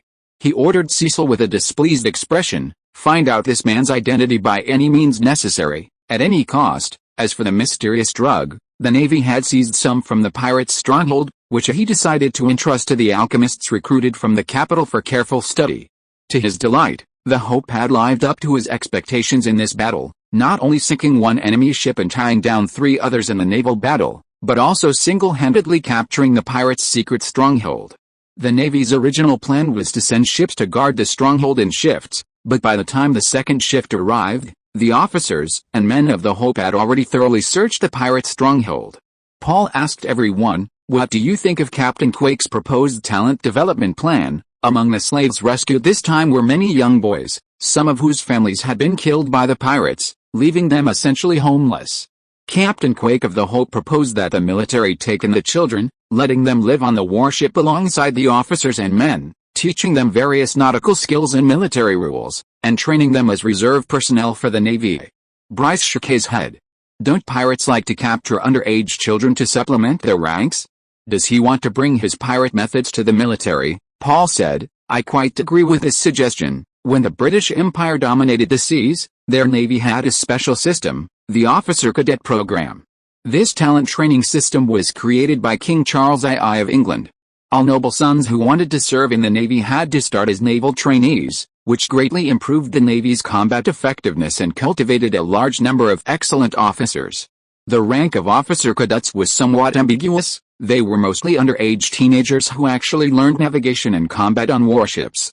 These boys were typically illegitimate sons from middle-class families, joining ships around the age of 13 as officers' servants. After 2 years at sea, at 15, they could become cadets through introductions, and at 20, they could take the officer's exam. Many British naval commanders joined the Navy as teenagers, Jellicoe at 13, Cunningham at 10, Fisher at 13, and Beatty at 13. Even Nelson, the legendary admiral who won the Battle of Trafalgar and saved Britain from Napoleon I, joined the Navy at just 12. These cadets learned through practical work, working alongside master officers, petty officers, and sailors, climbing masts and sweating in the holds, gaining a better understanding of the lower-ranking sailors' thoughts.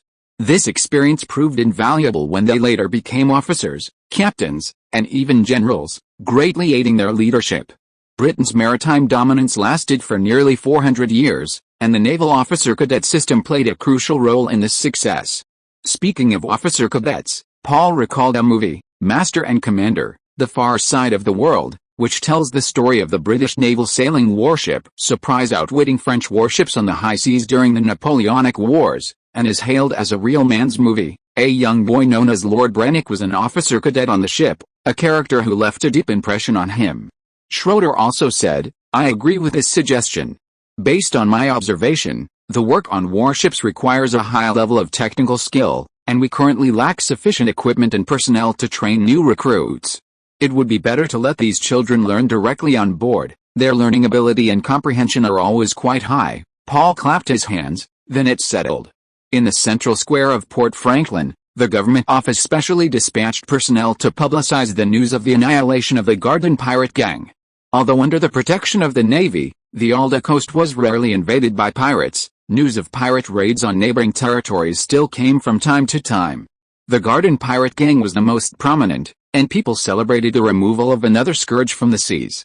Amidst the celebration, a figure completely shrouded in a black cloak stood out starkly. Barnett tugged at his hood, obscuring his face, and muttered to himself in a barely audible voice, Paul Gleman, huh? I'll see what you're made of. His tone was brimming with disdain. He was about to pit the protagonist against the mystical forces. If you are listening to this novel on a channel other than Fanfic World, it means it was downloaded and re-uploaded without effort. We warmly invite you to visit our channel, Fanfic World. There you will find the original version of this story and many other novels of various genres. We look forward to seeing you dive into a world of incredible novels. Chapter 136 Printing. After discussions with his 2 female advisors, Paul presented his various new ideas at a routine meeting of the State Council. He emphasized 2 points, public health and the printing industry. The State Council officials present took turns trying out a microscope, exclaiming in disbelief. They hadn't imagined that another world existed in the microscopic realms invisible to the human eye. Someone told Paul, this will cause a major upheaval in academia. I suggest you send your new discovery to the headquarters of the Mingley Society. They'll definitely erect a statue of you in the central square of the holy city. Haha, really? Paul scratched his head somewhat embarrassedly. After all, he hadn't actually invented the microscope. Besides widely promoting hygiene concepts and popularizing scientific nursing methods such as disinfection and sterilization, Paul also requested that the State Council provide material and financial support to his 2 female advisors to train a group of professional medical personnel and establish health clinics in every village and town, stationing medical staff there, of course, for a fee at this stage. However, compared to scientific matters like microscopes and microorganisms, the officials were clearly more interested in the lucrative printing industry. Think about it, print text and pictures onto cheap sheets of paper, bind them together, and instantly transform them into books that previously required arduous manual copying. The price difference between a single book and a pile of paper is enormous. Moreover, printed books have two huge advantages over handwritten books. First, quality. Copyists often made mistakes, scribblings, and other imperfections while transcribing. With printing, as long as the printing plate is error-free, the text in the book is error-free. Add a skilled engraver to ensure neat and beautiful printing, and it will undoubtedly surpass traditional handwritten books by a wide margin. Second, cost. The traditional book copying industry required scribes with excellent handwriting and a high level of literacy. In an era where literacy was considered a sign of talent, hiring such a large group was incredibly expensive. And then there's the time cost. The difference is even greater. This is simply a money-making scheme, no, a major advancement in human civilization. Gentlemen, Paul said, the printing technology we use now is only a very rudimentary one, which I call woodblock printing. For the time being, it's only good for temporary relief. Engraving is very time-consuming and labor-intensive. Large books like the Bible might take a very long time to engrave. Paul introduced his improvement plan. My idea is to develop a tool that can freely combine and arrange words or letters, which I call movable type printing. He explained the principle of movable type printing, eliciting another round of amazement from the officials. Finally, Paul handed a stack of papers to the officials of the Ministry of Industry, containing a detailed description of the principle of movable type printing and the structure of a primitive printing press. He instructed, give this to the craftsmen in the machine shop, gather manpower to cast a batch of movable type, and build a printing press. Casting metal movable type was quite troublesome. If the type wasn't cast evenly, it would seriously affect the typesetting of the text. Special printing ink also needed to be developed.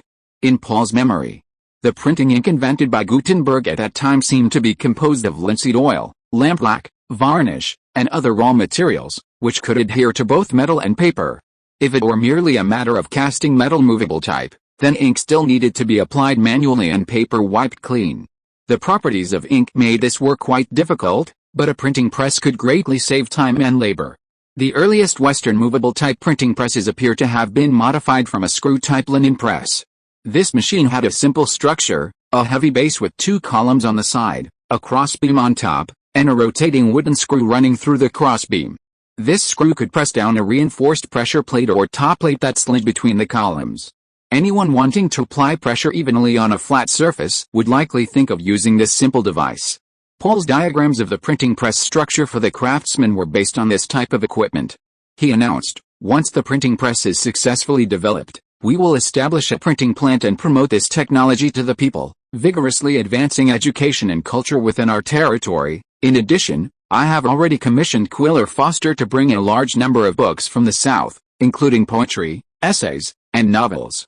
We can print these books in large quantities, bind them beautifully, and then transport them to the South to sell to nobles and wealthy people who enjoy intellectual pursuits. This would be another source of income. At the meeting, Paul also received 3 pieces of good news. The first piece of good news was that Hansel, who had once again traveled to the capital, sent a letter saying that he had recruited even more talent this time, including several alchemists. Besides talent, he had also gathered a large number of refugees, intending to send them to the Northwest Bay. The war in the South had created many refugees heading north, causing headaches for the northern lords. Feeding their own people was already a difficult task, let alone having extra food to aid these refugees. Moreover, the influx of refugees had continuously worsened the security situation in the various territories. Hansel is now brazenly recruiting refugees, setting up shelters along several major routes. The lords, both large and small, are amused by his apparent foolishness, organizing their own refugees to be bound and sent to his shelters. The letter says the first wave might number 600 or 700. Are we capable of receiving this group? The State Council is prepared to receive the refugees. Considering their customs and other factors, they are likely to clash with the locals. We have built temporary housing for them on the south bank of the Vis River. We have also notified factory owners and farmers throughout the region to come and recruit. Chief Steward Ford, representing the State Council, gave Paul a satisfactory answer. The second piece of good news was that the arsenal had improved the gunpowder formula.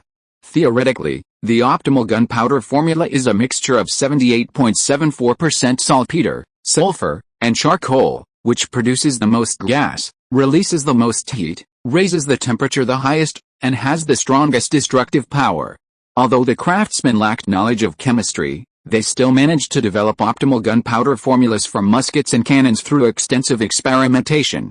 The ratio of saltpeter, sulfur, and charcoal in musket propellant was 75%, 10%, 15%, while the ratio for cannon propellant was 78%, 8%, 14%. These improvements not only increased the power of the gunpowder but also extended the lifespan of the muskets and cannons. The artisans also designed a water-powered gunpowder grinding and mixing system, significantly improving the efficiency and precision of gunpowder production and saving considerable manpower. The third piece of good news was that the artisans at the arsenal finally manufactured reliable springs. The artisans from the capital brought advanced heat treatment technology, making a significant contribution in this area. With the springs in hand, the first flintlock musket was assembled, and combined with the improved gunpowder, the firing rate reached over 80%. Paul ordered continued efforts to urge the arsenal to improve the flintlock musket. With flintlock muskets, soldiers could form tighter formations, greatly increasing firepower density and mitigating weather interference to some extent. He planned to equip his entire army with flintlock muskets sooner or later. Paul suddenly had a brilliant idea. I've just thought of another money-making scheme. Now that we have good springs, could we make a shock-absorbing device for our carriages? The current carriages are really uncomfortable. Making shock-absorbing devices for carriages using springs was a lucrative opportunity for many transmigrators. He couldn't let it pass him by. Officials from the Ministry of Industry said they would immediately convey Paul's idea to the craftsmen in the machine shop. Actually, shock absorption for carriages didn't necessarily rely on springs. This world already had various shock-absorbing measures. After arranging everything, Paul decided to head to Flanders port again, because 2 new sailing ships had been built, one of which would soon sail south to open a new sea route. He wanted to see the expeditions line up. Unexpectedly, this time the female advisor, Laddie, volunteered to accompany him. The female advisor said to Paul with a solemn expression, "Your Excellency, you may encounter some unpleasant things on your journey." Chapter 137 Magic 1. Achoo! Paul sneezed while sitting on horseback. He pulled out a handkerchief to wipe his nose and wrapped his coat tighter around himself. As November approached, the weather grew increasingly cold. Once the shipyard builds another batch of ships, I'm determined to launch a dedicated inland waterway for passengers, which I'll call public transportation ships. These ships will run back and forth along the Vis River. Everyone can board for just 1 or 2 copper coins and disembark at their destination. On days like today, they won't have to brave the cold wind outside. They can light a small fireplace in the cabin, enjoy the scenery on both banks, and have a wonderful time. Paul enthusiastically shared his ideas with those around him. "Your idea is brilliant," Captain Victor, the head of the guards, promptly offered his flattery. Paul glanced at the female advisor, Laddie, beside him. To his disappointment, she seemed completely oblivious to his words, still looking on high alert, glancing around warily from time to time. He made a helpless gesture to the head guard. "Sigh, she's been like this ever since she left Lake Town this morning." Victor scratched his head and said, "Oh, I think Miss Laddie's high level of vigilance is justified, although it's a bit incongruous for a girl to act like this." After Paul decided to go to Port Franklin, the female advisor offered to go with him. At first, Paul thought she wanted to go out for a walk or something, but the reason she gave him struck him as incredibly bizarre. "Your Excellency, I've done some divination for you, and you might encounter some unpleasant things on your journey. Of course, this is only a possibility, but it's better to be safe than sorry. Please allow me to accompany you. Some skills I learned as an adventurer should be useful to you." Divination? Was she joking? A proper scholar believing in such things? However, seeing that she was genuinely worried about his safety, Paul granted a request to accompany him. "Then why didn't you just stop me from going? The divination shows that even if you stay in Lakeside Town, you won't escape this misfortune." Okay." Then Laddie put on her old adventurer's clothes, carrying the bow and arrow that had once killed the black-spotted tiger, and set off with him. The female advisor strongly suggested that she bring more guards, and Paul agreed, taking 2 full squads of inner guard soldiers, led by the captain of the guards, Victor, to Fland Harbor. Just as Paul was inwardly lamenting what an ignorant era this was, that even Laddie, a scholar, couldn't escape it, he heard the female advisor shout, "Something's wrong, stop." Everyone was startled and quickly pulled on the reins, halting the entire group. The female advisor pointed ahead, and everyone looked in that direction. About 500 meters away, there was indeed someone walking towards them along the road. Paul complained, "Hey, are you being paranoid? That might just be a random passerby. I've been watching that guy for 10 minutes, and I've had a feeling he doesn't want us." "Your Excellency, please trust my intuition, it's always been right." 10 minutes? We only just saw him. Are your eyesight that good? Okay, you're making me uneasy. Victor, send someone over to question him. Yes, Your Excellency. Just as the head guard was about to call for his men, the man in front seemed to notice them. He stopped, glanced at the group, and quickly continued walking in their direction, standing squarely in the middle of the road without any intention of yielding. Keep in mind, Paul's group was flying the Griles family banner, a striking red flag with a dragon design. Anyone who wasn't blind would dare stand in the middle of the road upon seeing that flag. The captain of the guard sensed something amiss and shouted, "Alert!" The guards gripped their weapons tightly, and the sound of swords being drawn rang out. Paul looked ahead and saw a tall figure wrapped in a black cloak that fluttered in the cold wind, his face obscured by the hood. Damn! Is he really here to cause trouble? Judging by his arrogant demeanor, he really does seem like a lone assassin, Paul thought to himself. Is this guy going to suddenly charge into our group and unleash a rampage? That's how it's portrayed in movies and anime. The man was getting closer, and Victor shouted at him, "Stranger, stop. The group in front of you is Lord Paul Gleman's entourage. Stop immediately and state your purpose." The cloaked man stopped about 50 meters from the group, and a deep voice came from his hood. "You're Paul Gleman? HMPH. What a stroke of luck. I didn't expect to run into you halfway there. Saves me a trip to Lake Town." The voice wasn't loud, but it carried clearly to everyone's ears from a great distance. The female advisor, Laddie, immediately shielded Paul, her brows furrowed as she stared intently at the newcomer. She said in a low voice, "Your Excellency, something strange might happen later. Please be prepared." Paul was bewildered, but he was certain the newcomer had ill intentions. Seeing the usually composed advisor so tense, his heart also tightened. What made him uneasy was that his two squads, totaling dozens of men, contrasted sharply with a lone figure on the other side, yet a palpable sense of oppression emanated from him. The head guard, Victor, roared, "Guards, seize this rude fellow." Not only did he address the lord by his name, but he also arrogantly claimed the man was easily obtained, as if the earl were an object to be manipulated at will. He showed utter disrespect for the earl and for him, the head guard. 3 soldiers rushed over, only to find the cloaked man standing obediently, allowing 2 soldiers to grab his arms on either side, while a 3rd soldier pulled out a rope to tie him up. Just as the 2 soldiers on either side were trying to pry his arms behind his back, a sudden change occurred. The cloaked man abruptly raised his arms, grabbing the 2 soldiers' necks tightly and pulling their heads towards his chest. Like helpless infants, the 2 soldiers' heads collided instantly, and to everyone's astonishment, the point where their foreheads met caved in, splattering brain matter everywhere.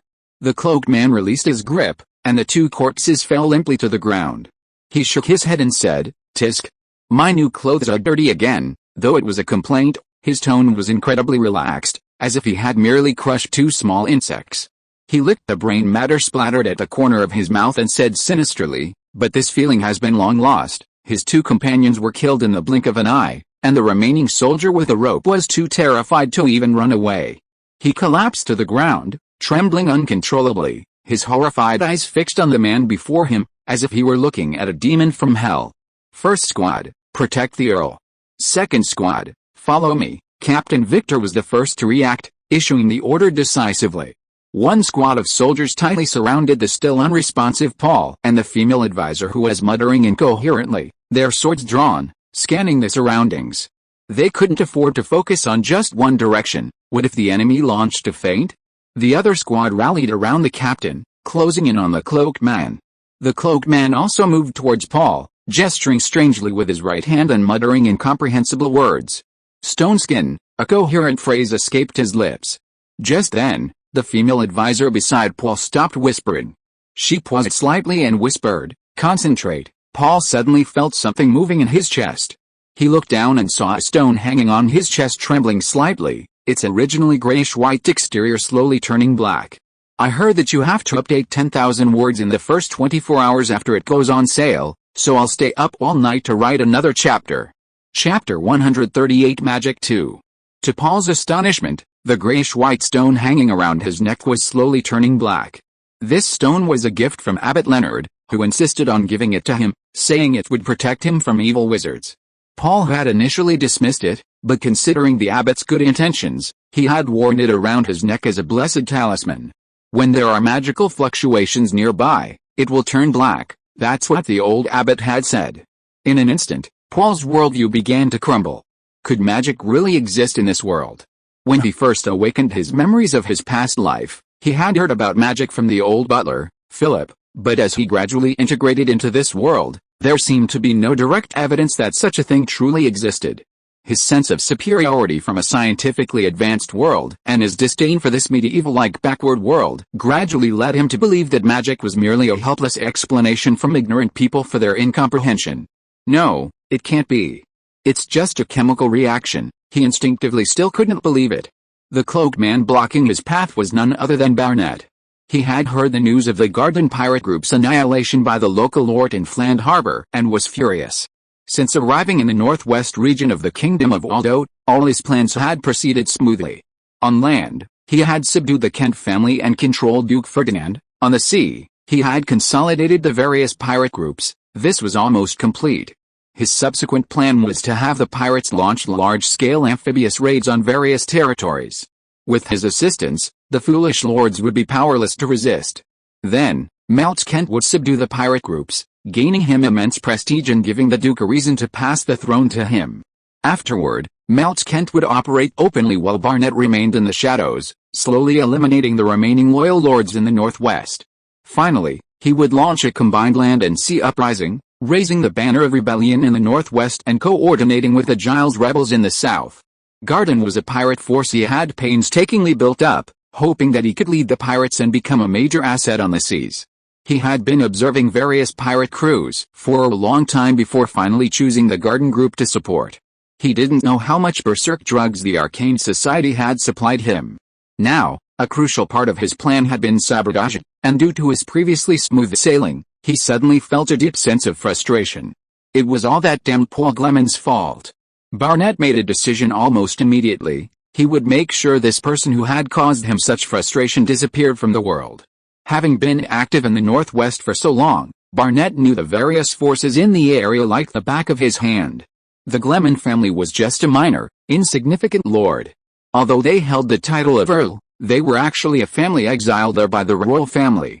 This family ruled the poorest earldom in the Northwest, without even a single vassal.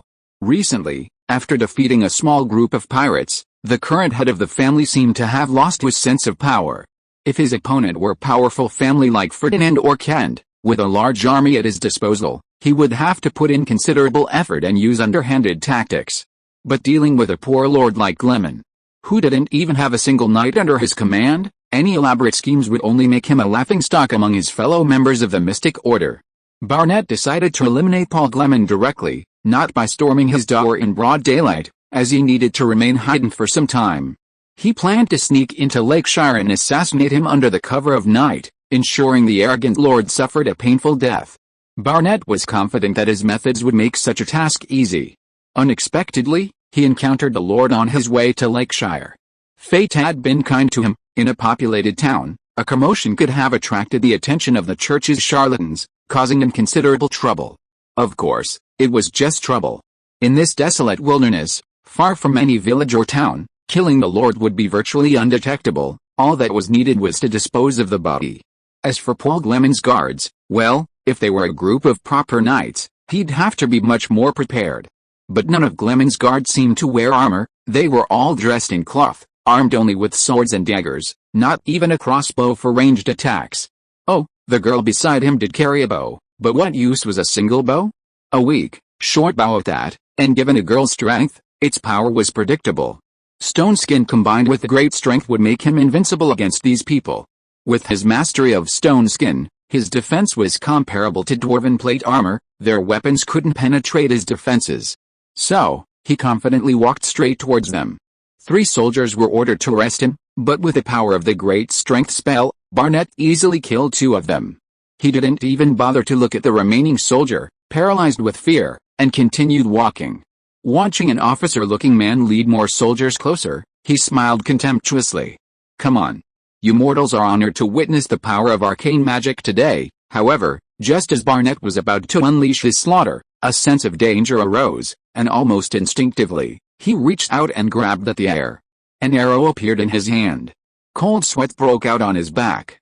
If he hadn't reacted quickly, the arrow would undoubtedly have pierced his eye, the greatest weakness of the stone skin spell. Fortunately, out of tactical caution, he had cast danger sense on himself beforehand. Tisk, missing her first shot, the female advisor Letty quickly drew a second arrow and, under the effect of concentration, aimed again at the enemy's eye. The second arrow was swiftly fired, but unfortunately, it was caught again. Barnett glanced at the girl beside Paul, frowning.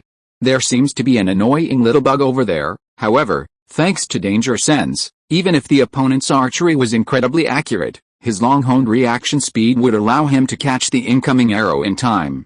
In fact, he only needed to slightly turn his head to avoid being hit in the eye, but letting the arrow splatter on his face was never a pleasant experience.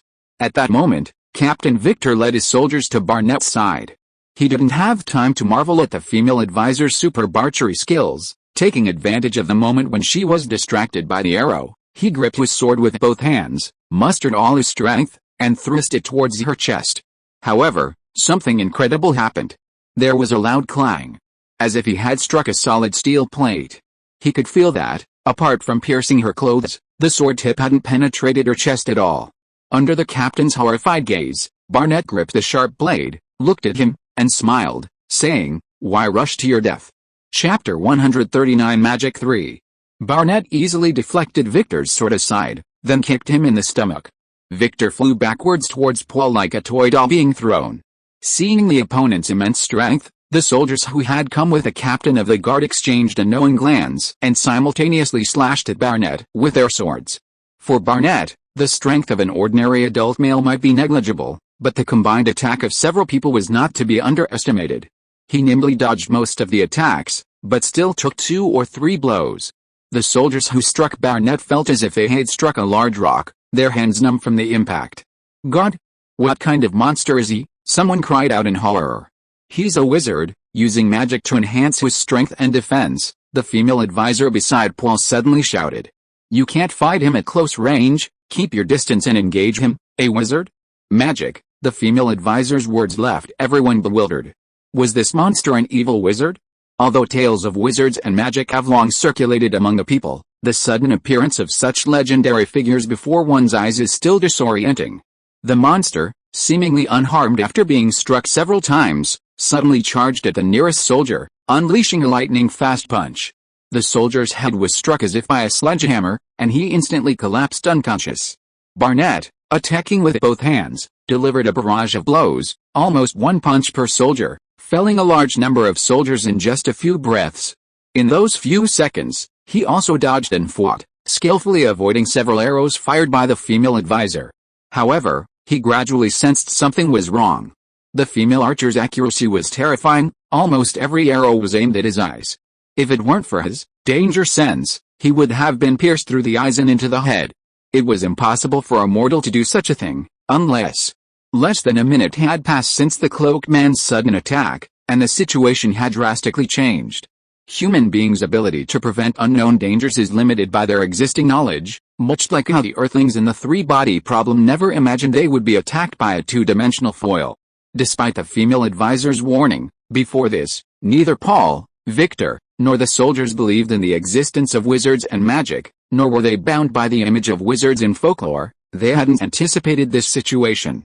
In folklore, wizards are depicted as wearing tall, pointed hats, tattered gray robes, carrying a wooden staff called a magic wand, with long beards, and some are hunched over.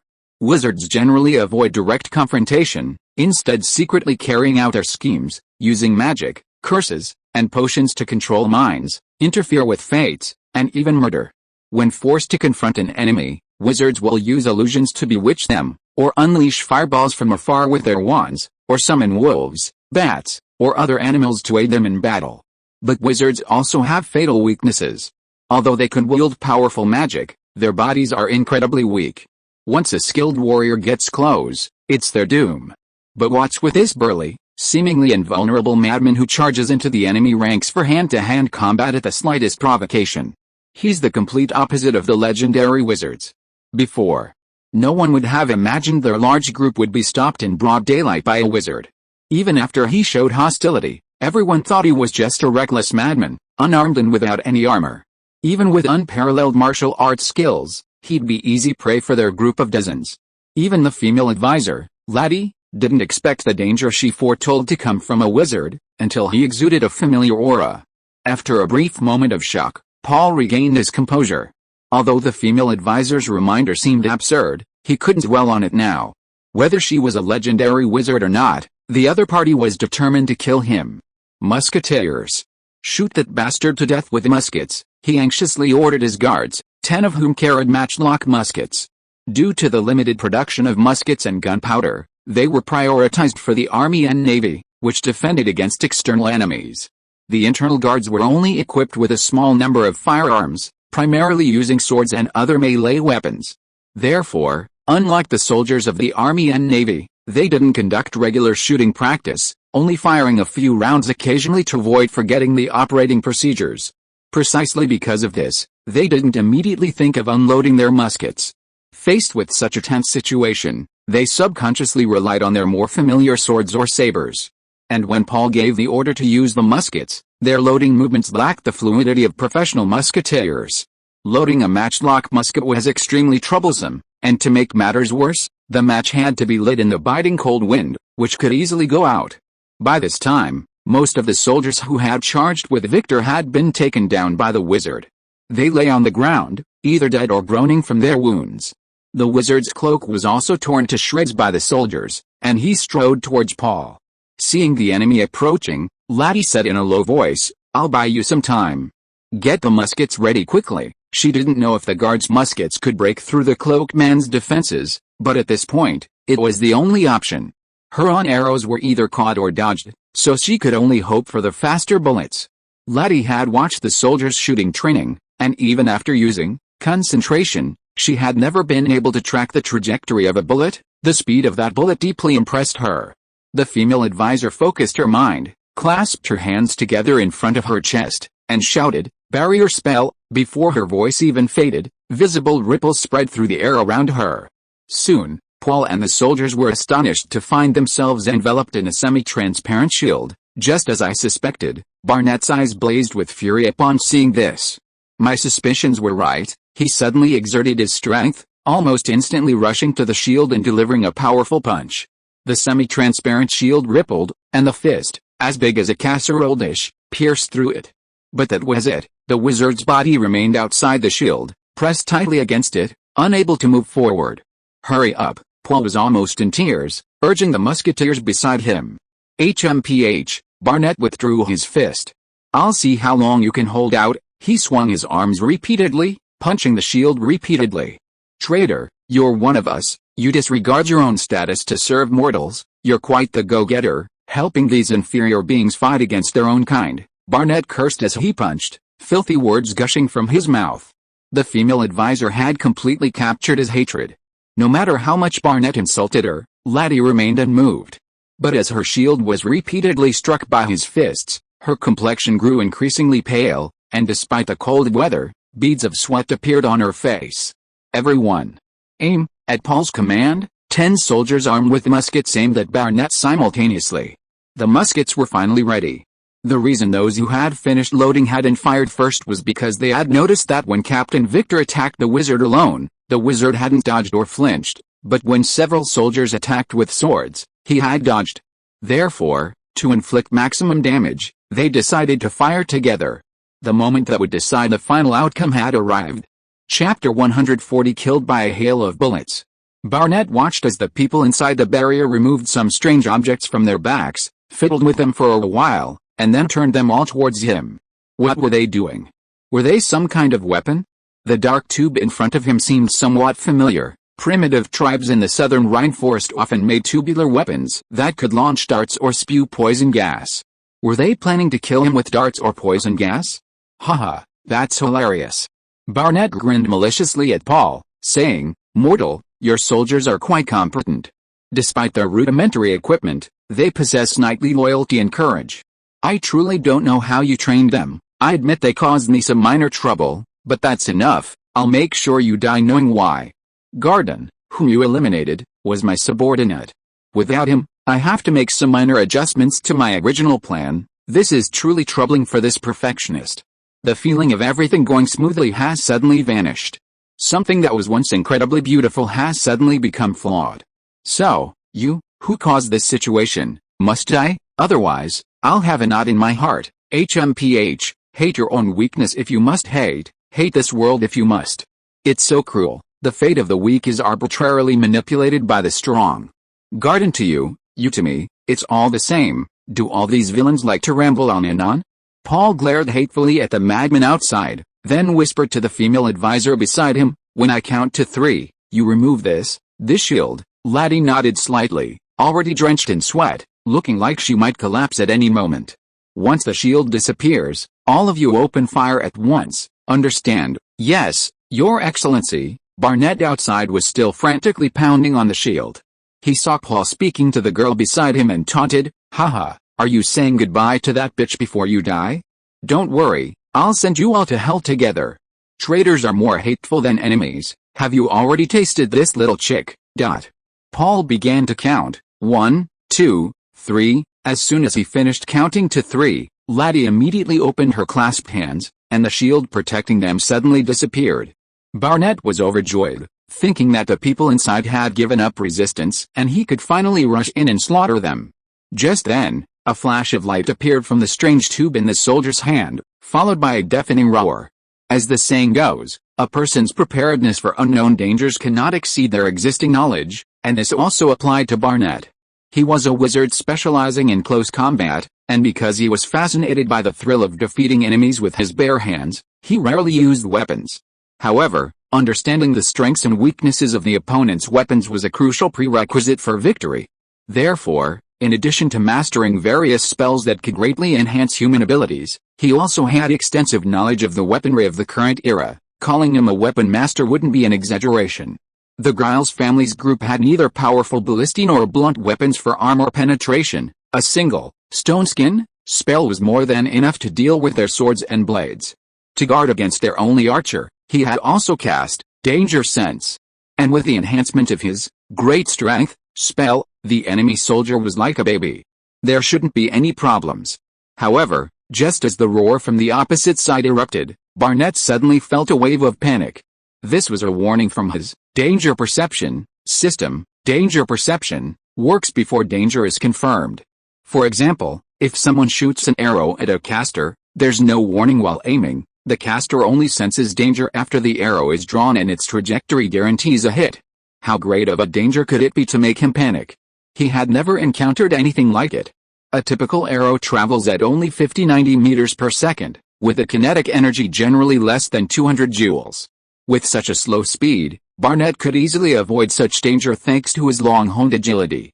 Barnett never imagined that there existed a weapon far lighter and easier to operate than a crossbow, capable of firing metal projectiles at an initial velocity of 300 to 400 meters per second and imbuing them with nearly 2,000 joules of kinetic energy. This was the musket. Before a musket, even real plate armor was like paper. He didn't know concepts like kinetic energy or initial velocity, but such a terrifying weapon was beyond his comprehension. At this distance, all 10 bullets hit their target. Their speed was so great that as soon as Danger Sense activated, Barnett felt a sharp pain in his abdomen and legs, leaving him no time to react. A question popped into the wizard's mind. What happened? He instinctively looked towards his abdomen, where the excruciating pain was coming from, and a horrifying sight greeted him. His stomach had been ripped open with several large holes, blood gushing out, and along with the blood, his intestines were spilling out. Barnett's head spun, and with a thud, he collapsed to the ground. How could this be? What kind of weapon was that? Why didn't my stone skin work? The wizard recalled the experience of that instant. Just as the roar from the other side erupted, he felt as if he had been punched several times, and then a burning sensation, excruciating pain, and numbness rapidly spread throughout his body. He struggled to stand, but his thigh, also wounded, was utterly powerless, filled only with endless pain and numbness. What chilled him to the bone was that, with each struggle, His intestines gushed out from the wound in his abdomen. Fear instantly overwhelmed the wizard's mind. He hadn't felt this way in a long time. "No. This isn't real," Barnett cried out, his voice trembling with sobs, as he used his still-functioning right hand to pull out his intestines and stuff them back into his stomach, then tightly pressed the wound shut. However, he had multiple wounds in his abdomen. Plugging one hole only created another, and no matter how hard he tried, it was futile. The blood flowed more and more, the wizard's consciousness began to blur, and his heart beat slower and slower. I am Barnett of the Arcane Order. I am a powerful mage. How could I lose to a mortal? In his dying moments, Barnett's fear gradually faded, leaving only endless resentment. I still have so many things to do. Finally, he stopped breathing, his arm fell limply, and although his eyes remained open, they lost their last glimmer of light. Bang, bang, gunshots rang out again, and Barnett's body was hit by 2 more bullets. Because this enemy was so strange, Paul, still uneasy, ordered his soldiers to fire 2 more shots. Looking at the man lying motionless on the ground, he let out a long breath and wiped the cold sweat from his forehead. It seemed the man was truly dead. Chapter 141 The Witch. 2 soldiers, carrying loaded muskets, cautiously approached Barnett's body. One of them kicked the corpse. Seeing no reaction, they crouched down to carefully examine the wizard's body and then signaled for safety. Paul and the others were finally relieved. "Quickly treat the wounded," Paul shouted, dispatching men on horseback to Franklin Harbor at breakneck speed, ordering the town to send carriages and medics immediately. The soldiers scattered to check the injuries of their fallen comrades. It was confirmed that 15 soldiers from the first squad were dead, and the rest were all seriously wounded and temporarily incapacitated. Captain Victor was very lucky. He had been knocked unconscious by the wizard's kick but was still breathing, though several of his ribs were likely broken. Laddie approached Barnett's corpse and said in a barely audible voice, "Fellow countrymen? Compatriots? That's just wishful thinking on your part." Blood had stained the ground beneath the body, and a large pool of intestines had spilled out, making for a gruesome scene. She crouched down, carefully examining Barnett's wounds and touching his skin. "This feeling, it's definitely stone skin. To be able to unleash the full power of stone skin to such an extent is truly remarkable." She was secretly shocked by the immense power of the musket. Such a monstrous defense had been easily breached by bullets.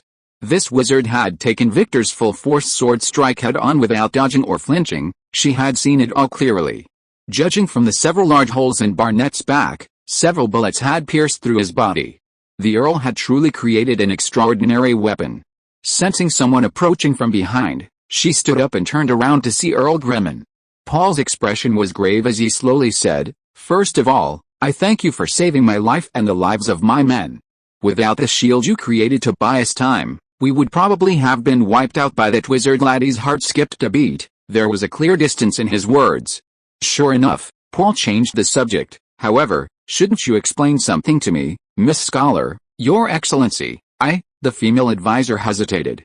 Paul waved his hand and said, "Never mind, this isn't the place to talk. I'll discuss it with you in detail after we reach Port Franklin." The female advisor lowered her head. "Yes, Your Excellency." More than an hour later, the convoy that had sped from Port Franklin arrived. After loading the wounded and the bodies of the fallen soldiers onto the carriages, the group continued their journey to Port Franklin. Some wounded soldiers, like Victor, had broken ribs and could only be carried slowly to Port Franklin on stretchers. Paul issued a gag order to all the soldiers present, forbidding them from uttering a single word about what had happened that day to outsiders, as it involved wizards and magic, and he feared it would attract the intervention of the church. The soldiers selected for the internal security system were absolutely loyal to the Griles family, so Paul trusted them implicitly. Even though many had already guessed the consultant's true identity, they remained silent. Upon arriving at Port Franklin, Paul exchanged a few pleasantries with the mayor and others who came to greet him, then headed straight for the naval headquarters. Only after arriving at the heavily guarded naval base did he truly relax, and then summoned Naval Commander Austin for a private meeting. After confirming that only the 2 of them were in the room, Paul spoke. "Austin, do you know what happened to me on the way? It's unbelievable. It's terrifying." Austin had already learned that Paul had brought a large number of wounded soldiers with him, and he had already guessed what had happened on the way. "Lord Gleman, are you all right? Have the assassins been captured? Or are they dead or have they escaped?" He was shot dead by our muskets, and I brought his body to Port Franklin. Dead? What a pity. We can't interrogate him to see if there were any accomplices lurking in the shadows. Wait, him? Alone? The Imperial Guard isn't to be underestimated. How could one person cause so many casualties? Paul said gravely, Austin, you mustn't tell anyone what I'm about to say. Yes, Lord Gleman, swear. I swear on my honor that I will obey your orders. Austin solemnly swore on his honor. Having known Paul for so long, he knew Paul wasn't interested in things like gods. Paul then whispered, the one who attacked us was a wizard. He just swaggered up to us and killed and wounded so many people. Then he recounted the entire incident in detail. This is truly astonishing. Although somewhat speechless, the naval commander wasn't as utterly bewildered as Paul had been. Austin had always held a better safe than sorry attitude towards wizards, a legendary group, but now the Earl himself had confirmed it. He said, Lord Giles, there's no need to panic. According to your description, they can still be killed by muskets. Yes, you're right. We must equip all our soldiers with muskets. Once we return to Lake Town, I'll begin expanding the arsenal. Next time I encounter a madman like that, I'll fucking riddle him with bullets. Paul was still shaken. Without muskets, he would definitely have been killed on the way. So, what do you intend to do with Miss Laddie? From Paul's description, this beautiful and intelligent female advisor was undoubtedly a wizard. Would the Earl hand her over to the church? That would be such a pity. Paul said, please fetch Miss Consultant for me. I have some questions for her. Austin stood up. Yes, sir. But please forgive my impertinence. Miss Laddie did save your life and the lives of many brothers. You must think carefully before you act. Paul nodded and said, don't worry, Austin. I, Paul Gleman, am by no means an ungrateful man. Austin went out and soon returned with a female consultant. He said, then I'll take my leave. All right. No, Austin, please stay and listen too. Miss Laddie, please have a seat. After they were both seated, Paul composed himself and faced the female advisor, asking in as calm a tone as possible, Miss Laddie, is there anything you wish to say to me? The female advisor met his gaze and replied, Lord Giles, as you have already confirmed in your heart, I am indeed a wizard, though those of us prefer to call ourselves mages. Her face flushed slightly, and her tone carried a hint of guilt. I'm sorry I concealed this identity from you. But please rest assured, I didn't lie before, and I am indeed a scholar. So, what do you now decide to do with me? Chapter 142 Q&A. Laddie asked, so, what have you decided to do with me now? Paul stroked his chin, looking at the female advisor. Dispose of? Why use such a cold word? The female advisor gave a wry smile. Isn't burning witches after they're tied up the church's usual practice? Paul stood up abruptly. You saved a whole bunch of our lives. I'm not an ungrateful person. I would never burn you. Laddie's heart, which had been hanging in suspense, eased slightly. She was glad she had made the right choice.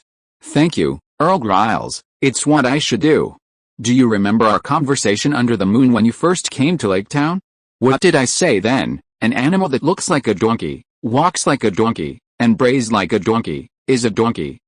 Sorry, I was just using an analogy. He suddenly realized that the beautiful woman sitting in front of him was a witch, and using a donkey as a metaphor seemed inappropriate. PFFT, the female advisor burst out laughing. That analogy is quite refreshing. Paul and Austin exchanged a glance. The distance between them and the advisor seemed to have disappeared. In short, I hope we live in an enlightened era. We will keep your identity a secret for now, and we hope you can continue to live and work here as an advisor to the State Council, just as before. Aren't you afraid of the consequences if the church discovers you? According to my investigation, there is no explicit law stipulating that discovering a wizard must result in handing them over to the church or burning them at the stake.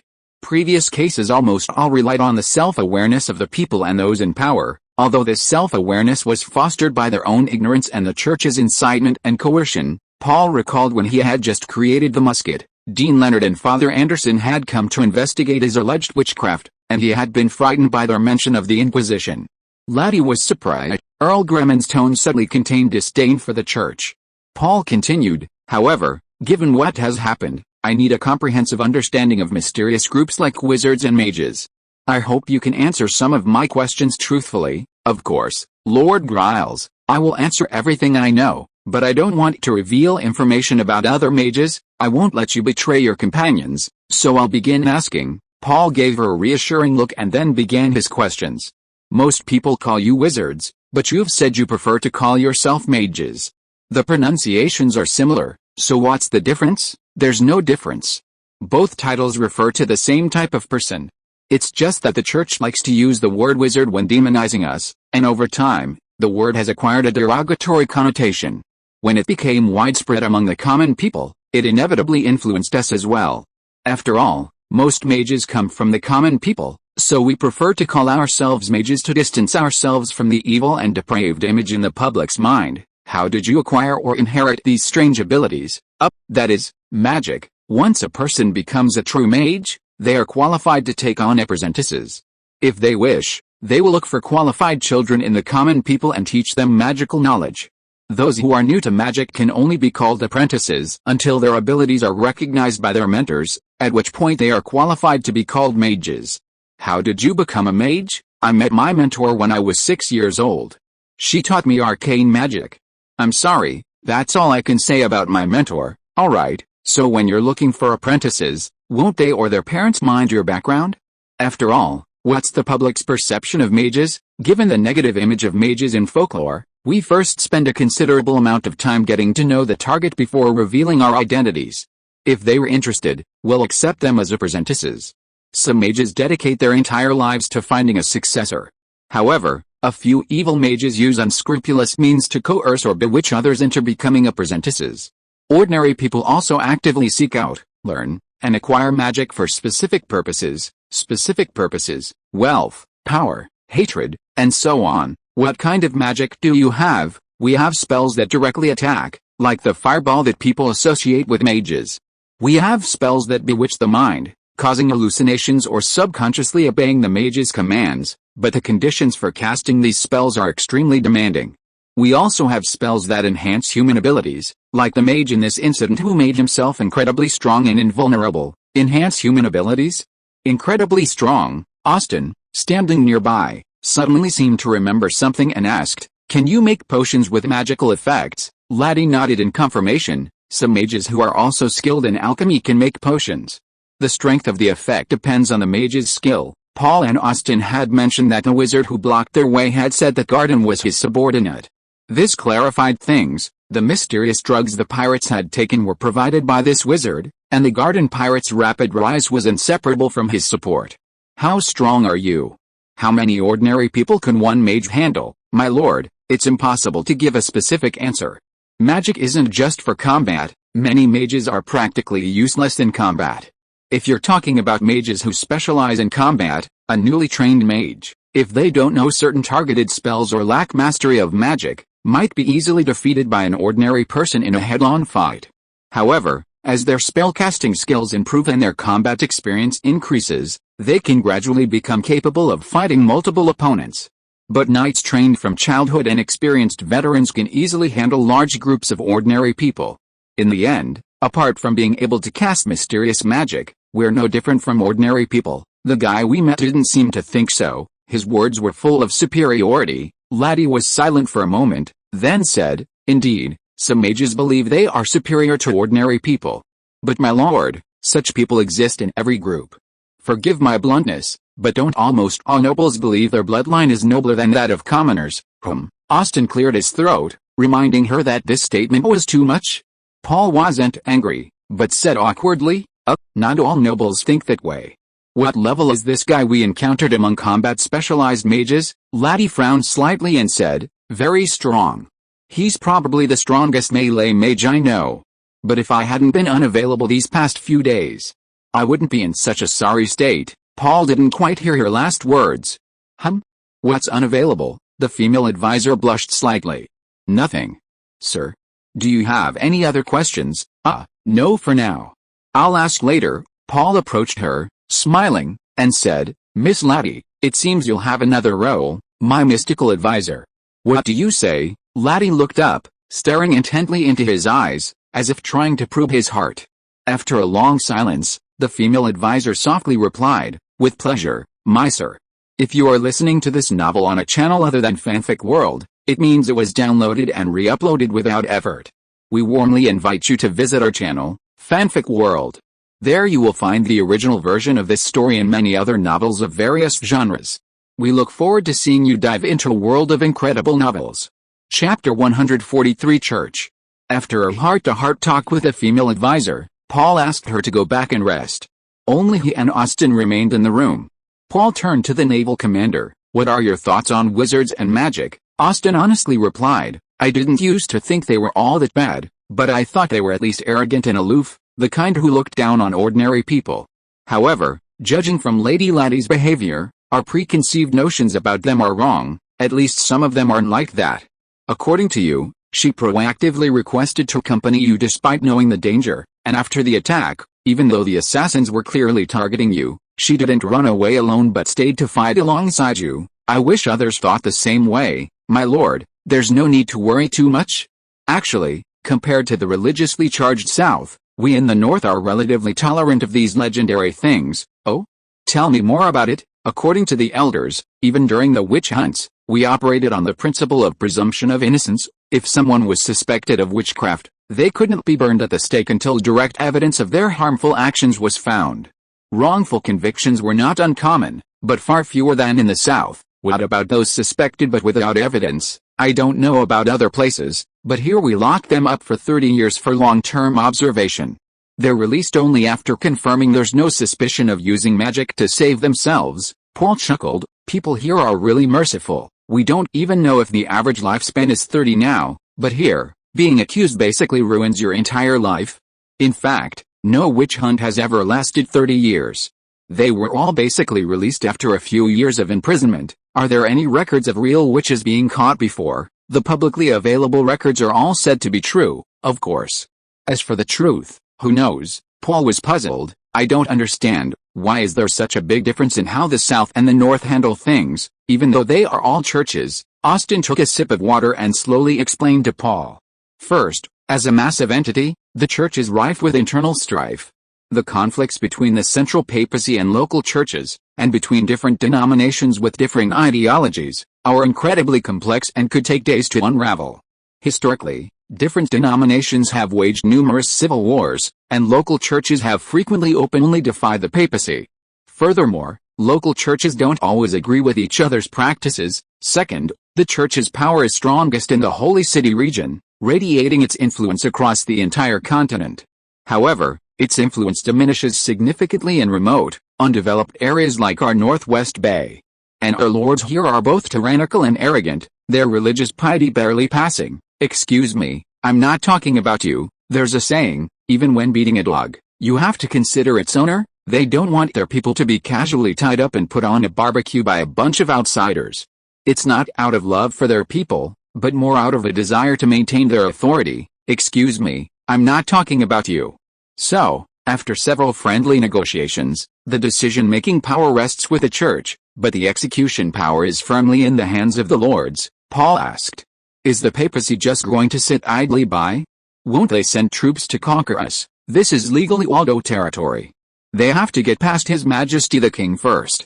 And for the same reasons as the lords, His Majesty the King always protects his vassals. The papacy has always been rational and tolerant towards monarchs of great powers like the King of Waldo and Emperor Gabella. You've heard of the archbishopric dispute during the reign of Rodney XV, right? Things got so big back then, but in the end, they still compromised. And even if His Majesty the King lets us fend for ourselves, the winters in the Northwest are a nightmare for all the armies." Paul asked again, "But I've heard that the papacy once punished a monarch by making him stand barefoot in the snow for 3 days and 3 nights. Austin replied, "That was the monarch of a small country in the South.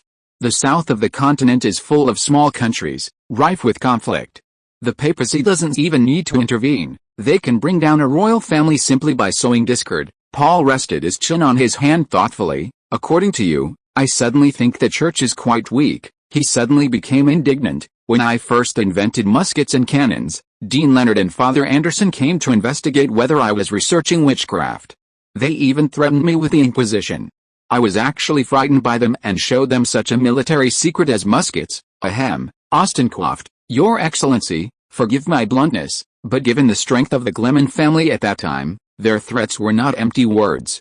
Your concession at that time was wise." Paul agreed with his point. "That's right, We only had a few hundred men and a dozen guns back then, Austin continued. All the respect and tolerance we've shown was earned by His Majesty the King and the various lords through their strength. Ultimately, this world is about power, so what? Please allocate more military funds to us. The next morning, Paul, accompanied by Austin and Laddie, went to the shipyard to inspect the newly built sailing ships, chatting as they walked. Miss Laddie, Paul said, do your former adventurers know about your other identity? They do. At this point, a look of emotion appeared on the female advisor's face. But not only did they not report me, they continued to treat me like family. I owe them a debt of gratitude for the rest of my life.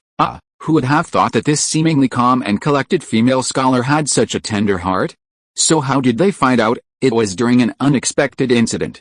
I used magic, and they figured it out on the spot. Austin, standing nearby, praised, willing to risk exposing your identity to save your companion. Who wouldn't want a companion like that? You flatter me, Commander. Paul slapped his forehead.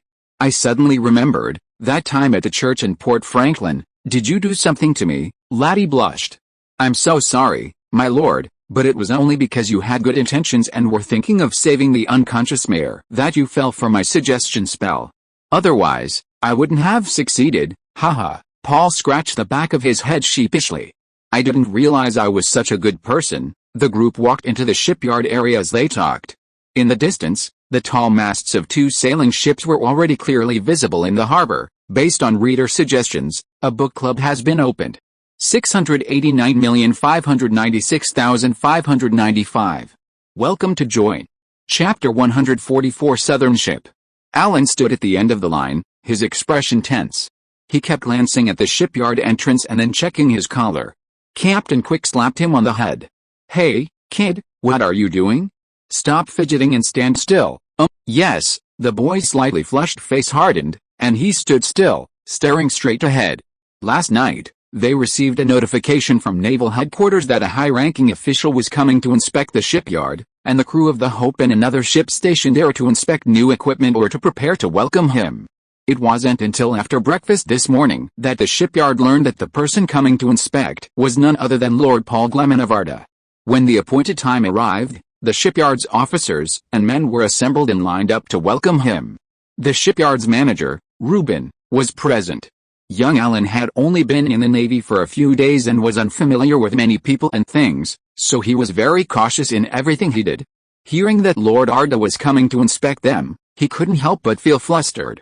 In all his life, the highest-ranking official he'd ever seen was the mayor of a nearby town, and the closest person to a lord was the tax collector who came to the village to collect taxes. He'd never seen a true nobleman, let alone the actual ruler of a territory. According to the adults, that person could decide the fate of commoners like them with a single word or action. What did the Lord of Arda look like? Did he have a nose and two eyes like an ordinary person? Just as he was lost in thought, an announcement came from the gate. Earl Giles has arrived. Attention. With Quake's command, all the officers and soldiers instantly went from at ease to attention. Then a group of people walked in from outside the gate. Salute. With a second command, the officers and soldiers saluted in unison. Among the group, Alan recognized one of them as Admiral Austin, the naval commander. He and another person returned the salute.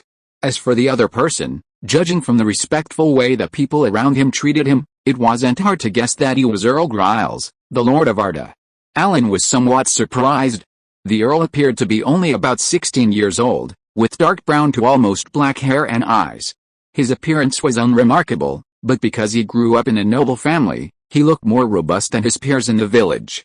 Was such a young person the supreme ruler of the earldom of Arda? Behind the Earl followed a woman with green hair. Even a 12-year-old boy like Alan was already paying attention to the appearance of the opposite sex. He had never seen such a charming older sister before. The girl he met at the pirate's stronghold was also beautiful, but compared to this one, she was just a green apple. These are our naval candidates? Earl Giles noticed a row of neatly standing boys. Naval candidates? Austin asked, somewhat puzzled. Did you intend to train reserve officers using children? I've decided to name them officer candidates. That's a good name, sir. From now on, they will be our Navy's officer candidates. The young Earl approached the equally young candidates and said, I learned of your plight from Austin's report. I hope you can consider the Navy your second home. He looked at the obviously youngest, Alan, and patted him on the shoulder. What's your name? Alan. My name is Alan. Sir, the boy blushed and answered nervously. Paul laughed heartily. This was the seed of his Navy's future growth and expansion. He patted the boy on the shoulder. Don't be nervous. Are you adapting to life on the warship? Alan replied. Yes, I'm doing well. I feel great up here. Paul nodded with satisfaction, but Alan recalled his former home, the home where his mother was always busy. No matter how good life on the warship was, it could never compare to his own home. There were a whole host of miscellaneous rules. Making a mistake, even forgetting to salute an officer counted, meaning you'd have to take off your pants, exposing your bare buttocks to be flogged by the military police.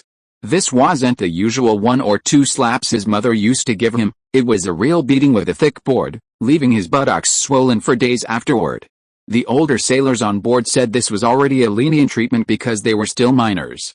For adult sailors, there was another terrifying tool, the 9-tailed whip. The use of this horrific instrument was solely at the captain's discretion, as were the reasons for and a number of punishments.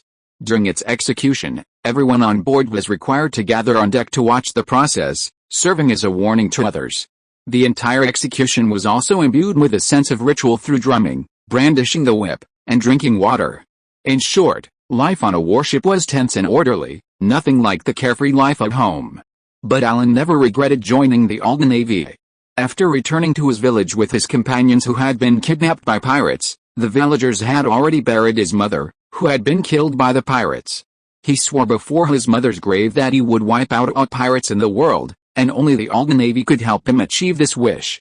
At this moment, Paul said, "Take us to see the new ship." Austin led the way. "This way, Lord Griles." The group walked towards the dock, with several cadets following them as temporary attendants. 2 single-masted schooners were quietly moored at the dock. From the outside, these 2 ships were larger than the Hope, with 6 gun ports on each side. "Do they have names?" "The one that is about to sail south has been named the South, and the other one hasn't been named yet." The group boarded the South, and Paul carefully touched every part of the hull as they passed.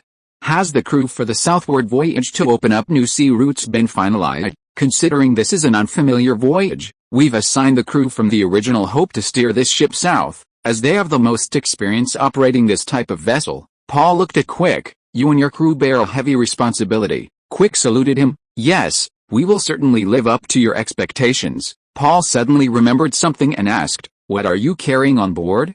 "Like food," Austin replied. "We need to conduct extreme tests on the ship's endurance, trying to keep it as close to shore as possible without resupplying, so we've prepared a large quantity of cured meats, biscuits, canned goods, all easily preserved foods.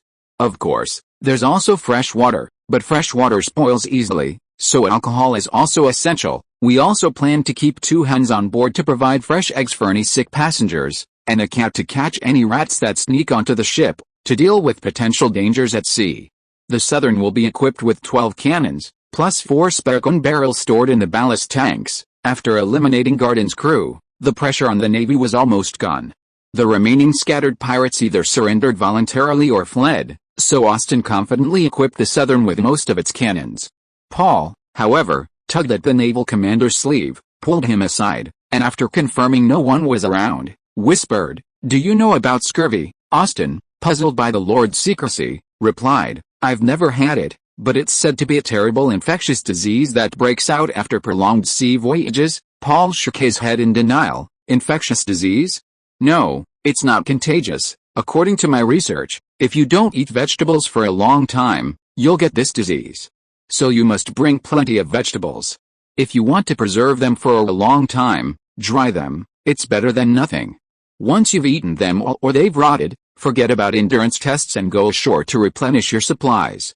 I don't want anyone to die." Austin was greatly surprised. The Earl knew about this?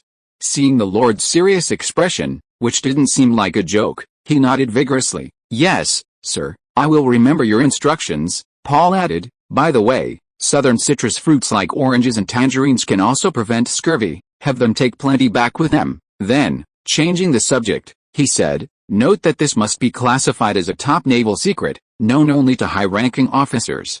It must never be leaked. I don't want future maritime adversaries to know about this measure that can greatly reduce casualties. Keep it a secret for as long as possible. Please rest assured, I will be careful." It seems the supplies on the southern need to be adjusted. Chapter 145 Subsequent Shipbuilding Plans. While Paul and Admiral Austin whispered among themselves, Quick, filled with emotion, surveyed the new ship. Despite having been in command for 2 days, he remained in a state of excitement. The South was not only larger and more heavily armed than the Hope, but it also addressed numerous shortcomings discovered during the Hope's service. The Hope, after all, was a trial ship, while this new vessel, with its many flaws filled, was, in Quick's eyes, practically perfect, at least within its class. Under Alan's somewhat incredulous gaze, Quick hugged the South's mast and murmured to himself in a tone akin to a lover's confession, "I will always love the South." Alan scoffed. He recalled when he had just become a naval cadet, Captain Quick had proudly led them on a tour of the Hope, and he too had said, "I will always love the Hope." Only a few days later, the captain's object of affection had changed. Oh, perhaps for men, this wasn't a contradiction. After touring the Southern, Paul and his team arrived at a conference room in the shipyard, where Captain Reuben and veteran shipwright Benjamin brought out a new model of a sailing ship, a model of a 2-masted junk. After building 3 single-masted ships, we've accumulated a wealth of design and construction experience. It's time to take our technology to the next level, so we created this model of a 2-masted junk. It's our shipyard's next major project. Paul carefully examined the model from all angles, a vague sense of familiarity creeping in. Suddenly, he slammed his fist on his palm, startling everyone around him. Isn't that the Jackdaw? While the details differed, the overall structure was indeed very similar to the Jackdaw from Assassin's Creed. Reuben and Benjamin were puzzled. The Jackdaw? Paul shook his head. I suddenly thought of a brilliant name. Let's call the first ship like this the Jackdaw. A good name. A good name indeed. Reuben clapped his hands repeatedly. Your Excellency is truly gifted. Benjamin gave Reuben a disdainful look. How could you be so good at flattery? He felt the name was utterly unimpressive, but since the Lord had spoken, he had no choice but to agree. The old shipwright said indignantly, Your Excellency, I actually think we are fully capable of building larger ships, such as the model you gave us before, the Stockholm, that 3-masted sailing ship. He didn't know why the Lord called that ship the Stockholm. It seemed to be a place name. The name of the other large ship, the Victory, was more understandable, but even with his confidence, he wouldn't dare to rashly start building a giant ship like the Victory. Imagine this scenario. She can be equipped with cannons on 2 decks, carrying far more cargo. With her, your navy could completely dominate the seas, and your caravans could easily bypass the bay and trade directly with distant eastern countries. And I guarantee no ship along the way will pose a threat to her. Paul had once asked the shipyard's executives for advice on future development. During the discussion between Benjamin and Reuben, the old shipwright wanted to leapfrog development, building a true sailing battleship in one go, while the supervisor Reuben insisted on building step by step, from small to large. In the end, Reuben, as the shipyard supervisor, prevailed over the old shipwright and adopted a conservative approach when designing the new ship, creating this model of a 2-masted sailing ship. Benjamin secretly complained, honestly, she's younger than me, but her courage is even less than this old man's. Actually, I still agree with Supervisor Reuben's idea. After listening to their differences, Paul still felt that Supervisor Reuben's approach was more prudent. Building ships step by step, from small to large, is slower, but the success rate is higher.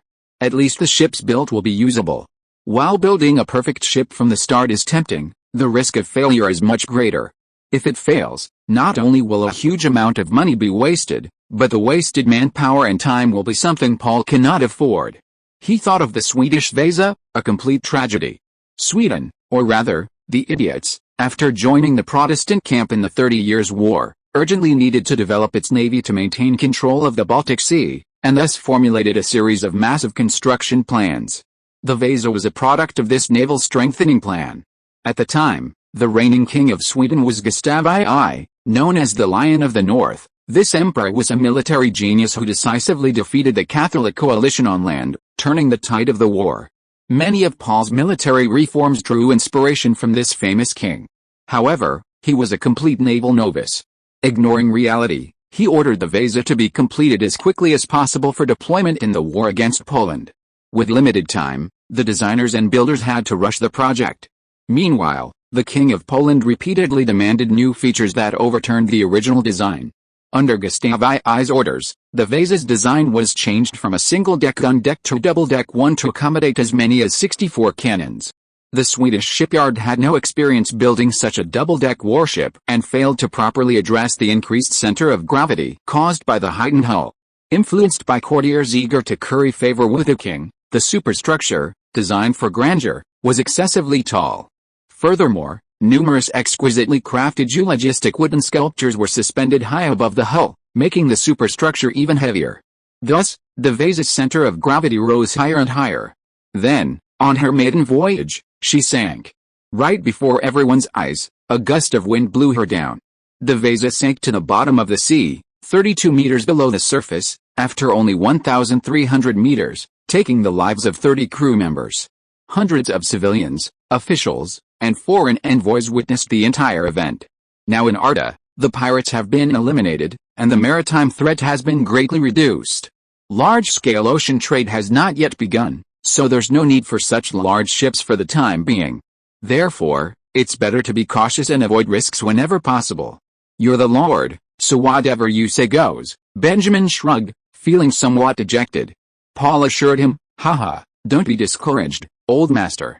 There will be bread, there will be milk, and we will build bigger ships sooner or later, and they'll get bigger and bigger. Once the southern route opens, even if I don't need them, our merchants will force you to build large ships. The old shipwright then regained his spirits. For those unfamiliar with the book, Swedish Idiots is a meme among Paradox Interactive, P. fans, a sarcastic reference to the Swedish game company Paradox. Similarly, fans of The Witcher games jokingly refer to its developer as Polish idiots. Chapter 146 Passengers keep cutting in line. Lord Gleman, I have a favor to ask. After everyone returned to the naval base, the female advisor quietly approached Paul. What is this favor, Miss Laddie? Please speak freely, the female advisor said somewhat awkwardly. Would you allow me to travel south with a ship? Are you also interested in opening new sea routes? No, I want to take the Southern to my hometown to bring my mother to live with me. Although the Southern may not reach the Cape Bay area, I will walk the rest of the way myself. You know, because of my other identity, traveling by sea is more convenient and faster. Paul was very unhappy to hear this. This witch in front of him was a key to his understanding of the unknown. What if this key was lost along the way? But refusing directly would be too unreasonable, especially since her reason was perfectly legitimate. Oh, it's been my oversight all this time. I haven't inquired about your family. Let me talk to Austin. I'm not very familiar with things on the ship, and I don't know if we can take one more person. The female advisor bowed slightly to him. Thank you, my lord, Paul said. However, you've always traveled with your adventure companions, haven't you? Will you be alright traveling alone after we go ashore? The female advisor replied confidently. I've traveled alone for a long time before. Perhaps I should send someone to fetch your mother? Then you won't have to make the long journey. No, I must do this myself. If the admiral doesn't agree, I'll just head south by land. The female advisor's tone was very firm. Then I'll have the Southern sail as far south as possible, and have a crew member accompany you ashore, so you'll have someone to help you. Well, alright, since it's your wish, Earl, the ship can take quite a few more people. Paul mentioned Laddie's request to the admiral, and Austin agreed.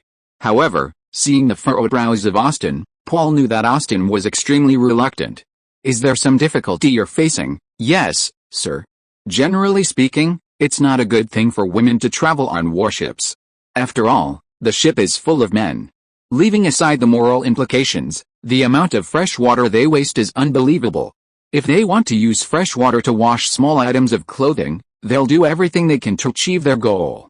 They'll corrupt the sentries, the corporals, even the officers, in short, corrupt the entire crew, even if it's not their intention, Austin added gravely, especially a beautiful woman like Miss Laddie.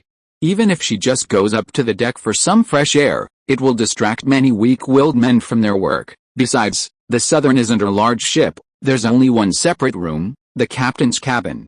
Where do you want her to sleep? Well, I'll talk to her again. I never imagined that the usually polite naval commander would be so prejudiced against women. It's truly unbelievable, the female advisor grumbled. Does he think every woman is a pampered hothouse flower? As a former adventurer who has traversed many sea routes, do you think I don't know how precious fresh water is on a ship? Paul shrugged helplessly. Well, there's nothing we can do about it. The Southern is undergoing endurance testing, which means it will avoid docking as much as possible, making fresh water even scarcer than usual. Trust me, Lord Griles, I can definitely overcome this small difficulty. But what about the other thing Austin mentioned? I've heard that after a while on a ship, even sows look beautiful. That's even easier to solve. The female advisor said this and then left, leaving Paul puzzled. A guard entered, interrupting his thoughts. Lord Griles, a few people have arrived at the base, claiming to be local merchants, requesting an audience. Let them in. Shortly after the guard left, a large group of people crowded into his temporary office. Paul recognized some of the men, such as the shipping merchant Bennett Todd and the salt merchant Godwin Toby. However, they couldn't simply be called shipping merchants and salt merchants anymore, as they had also invested in many of the emerging industries Paul had advocated, such as papermaking, canning, and porcelain, making a fortune and, of course, paying substantial taxes to the government. There were also a few men Paul didn't recognize, but they were also dressed as merchants. Lord Gleman, the group bowed respectfully to their lord. What brings you all here? The merchants exchanged glances, and finally, Mr. Todd stepped forward cautiously, saying, We heard you're planning to arrange a ship to the south to open up a new sea route. Paul nodded. Yes, that's right. I remember telling you about it a while ago. A hint of excitement appeared on the merchants' faces. Their lord wasn't just talking, he was about to get to work.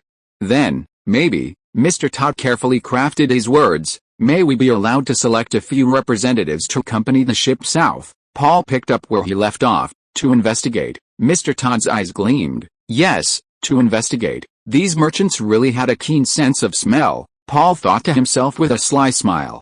He wanted exactly this kind of enthusiasm from the merchants. He had forgotten about this earlier, originally intending to let the Southern make a round trip before announcing it to them. Unexpectedly, the merchants came to him of their own accord, which suited Paul's wishes perfectly. Let them see firsthand the superior performance of the new ship, see firsthand the business opportunities in the south, and see firsthand the vast prospects of maritime trade. So, amidst the merchants' eager gazes, Paul slammed his fist on the table. I agree. But how many of you can take? We'll have to discuss with the Navy. Your Excellency is wise. The merchants beamed with joy, praising Paul one after another. Your Excellency, this puts me in a difficult position, the naval commander said, looking annoyed. These things should have been brought up and planned earlier. Now, suddenly another group of people is being crammed in, and the allocation of personnel, space, and resources needs to be readjusted again, Paul said somewhat apologetically. It was my oversight, but please make sure you can bring these merchants' representatives along. It's crucial for future overseas trade. All right, I'll go back and have a meeting with Cork and the others, and try to make some adjustments. Just then, there was a knock at the door. Paul called out, Come in. The door opened, and walked in, a handsome young man. This handsome man had long black hair, a smooth, fair face, and beneath long, slightly curled eyelashes, a pair of eyes as clear as morning dew sparkled, while red pupils added a touch of mystery. Even more captivating were his neatly trimmed mustache, which perfectly balanced his slightly effeminate air. Paul was stunned. Austin was startled. What were the guards at the gate doing? He'd never seen anyone like this in the base before. How could they just let him in like that? The Earl had just survived an assassination attempt. Just as the naval commander was about to call for reinforcements, the other person spoke, a voice that nearly made the two men in the room jump. Your Excellency, Commander, may I now board the Southern? It was clearly the female advisor's voice. Laddie's analysis in Chapter 147, Section 146. After inspecting the shipyard and spending a few days in Franklin Harbor, Paul planned to return to Lakeshire. Before leaving, he held an awards ceremony, awarding substantial material rewards to the officers and soldiers who had distinguished themselves in the battle against the pirates and the previous war against the wizards. The rewards ranged from 10 to 25 silver coins, depending on the magnitude of their merits. In fact, even without the ceremony, these rewards would have been prepared and distributed to the meritorious soldiers long ago. The Alda army now had a sound system of military merit. How merits were assessed and how much was awarded were all determined according to regulations, not based on the whims of superiors or personal preferences. However, holding an awards ceremony would better boost the morale and sense of honor of the troops, so why not? The entire army was in high spirits. Preparations for the departure of the Southern were also underway. scheduled for 2 weeks later. The female advisor planned to return to Lakeshire with Paul first, and then come to Franklin Harbor the day before the Southern's departure. Soon, Paul bid farewell to Mayor Theodore and the others, embarking on his journey back to Lacahert. Given the attack he had encountered on his way there, Austin dispatched a squad of sailors equipped with muskets to escort him back. Accompanying Paul were the sailors, the second squad of guards, and 18 coffins. In the battle on the way to Franklin Harbor, 15 men had been killed instantly. Of the wounded transported to Franklin Harbor, 3 succumbed to their injuries, and half of the first squad of guards had perished. The remaining wounded remained in Franklin Harbor to recover, and many might suffer permanent disabilities. Captain Victor, whose ribs had been broken, was still bedridden. Seeing the coffins weighed heavily on Paul's heart, the excitement of the upcoming new sea route vanished instantly. These fallen guards were all from Lacahert. Their journey to Franklin Harbor hadn't been kept secret, and upon their return, family members would inevitably stand by the roadside to catch a glimpse of their sons or husbands returning from their mission, a poignant scene indeed. Laddie, riding alongside Paul, noticed his expression and said with deep remorse, "I'm so sorry, Lord Gleman. I should have reminded you to be more prepared, or even stopped you from leaving. Things might have been much better if you had stayed in town." Paul shook his head. "No, you already warned me. It's my responsibility that I wasn't prepared. I apologize for not trusting your divination before. If we had stayed in town, given that wizard's madness and abilities, he might have caused many civilian casualties. Dealing with him in the wilderness was the best course of action." Laddie frowned, seemingly recalling something. After a few minutes of silence, she suddenly said, "Lord Gleman, when I examined the wizard's body, I noticed a somewhat familiar pattern tattooed on his body, but I couldn't remember where I'd seen it before, and then I didn't think about it anymore." Paul immediately turned to the female advisor, anxiously asking, "Do you remember anything now?" Laddie was secretly surprised by Paul's current agitation and immediately replied, "Yes, I just remembered that this pattern belongs to a mage organization, the Arcane Society, but I don't know if they still use that name." The Arcane Society? Paul frowned. "Do mages still have organizations?" The female advisor nodded in response. "Yes, for various purposes, such as exchanging magical insights and helping each other, mages form secret societies. However, most mage organizations are quite loosely organized, and members only meet occasionally, and this Arcane Society, the Arcane Society, is a unique mage society. Compared to other similar groups, its organization is very tight, and it seems to have a large number of members. However, its doctrines are relatively normal, simply advocating that mages should unite and help each other to jointly resist the threat of the church. There are many mage groups with similar doctrines, although none of them have achieved much influence." Paul asked, "Have you had contact with them?" "Yes, when I was still in the south, the Arcane Society invited me to join them." "Looks like you disappointed them." "Yes, groups like the Arcane Society usually have many rules and regulations, otherwise, they wouldn't have grown so large. This means responsibility and obligation, and at the time, I only wanted to be a scholar and adventurer traveling the world." Paul said thankfully, "Thank you for your decision back then, otherwise, I wouldn't have such a capable advisor." Laddie blushed slightly and continued, "Lord Giles, what I want to say is that the wizard who attacked us directly called me a traitor and held a grudge against me for fighting alongside you against him, repeatedly insulting me. Generally speaking, mages respect each other's positions. Therefore, I have a bad feeling that the Arcane Society he belongs to may have changed its doctrines. It's difficult for mages with different goals and beliefs to come together, changes, becoming more radical and hostile to groups outside of mages, just like the wizard who attacked us." At this point, a serious look appeared on Laddie's face. "I have an even worse theory," the female advisor continued, "that the mage said the garden pirates were his subordinates, and their recent sudden and rapid rise confirms that they are being supported by someone, and with considerable force. But generally speaking, mages rarely interact with ordinary people, let alone go to such lengths to support a pirate crew.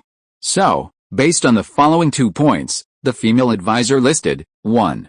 No matter how powerful a mage is, he cannot replace an army. 2.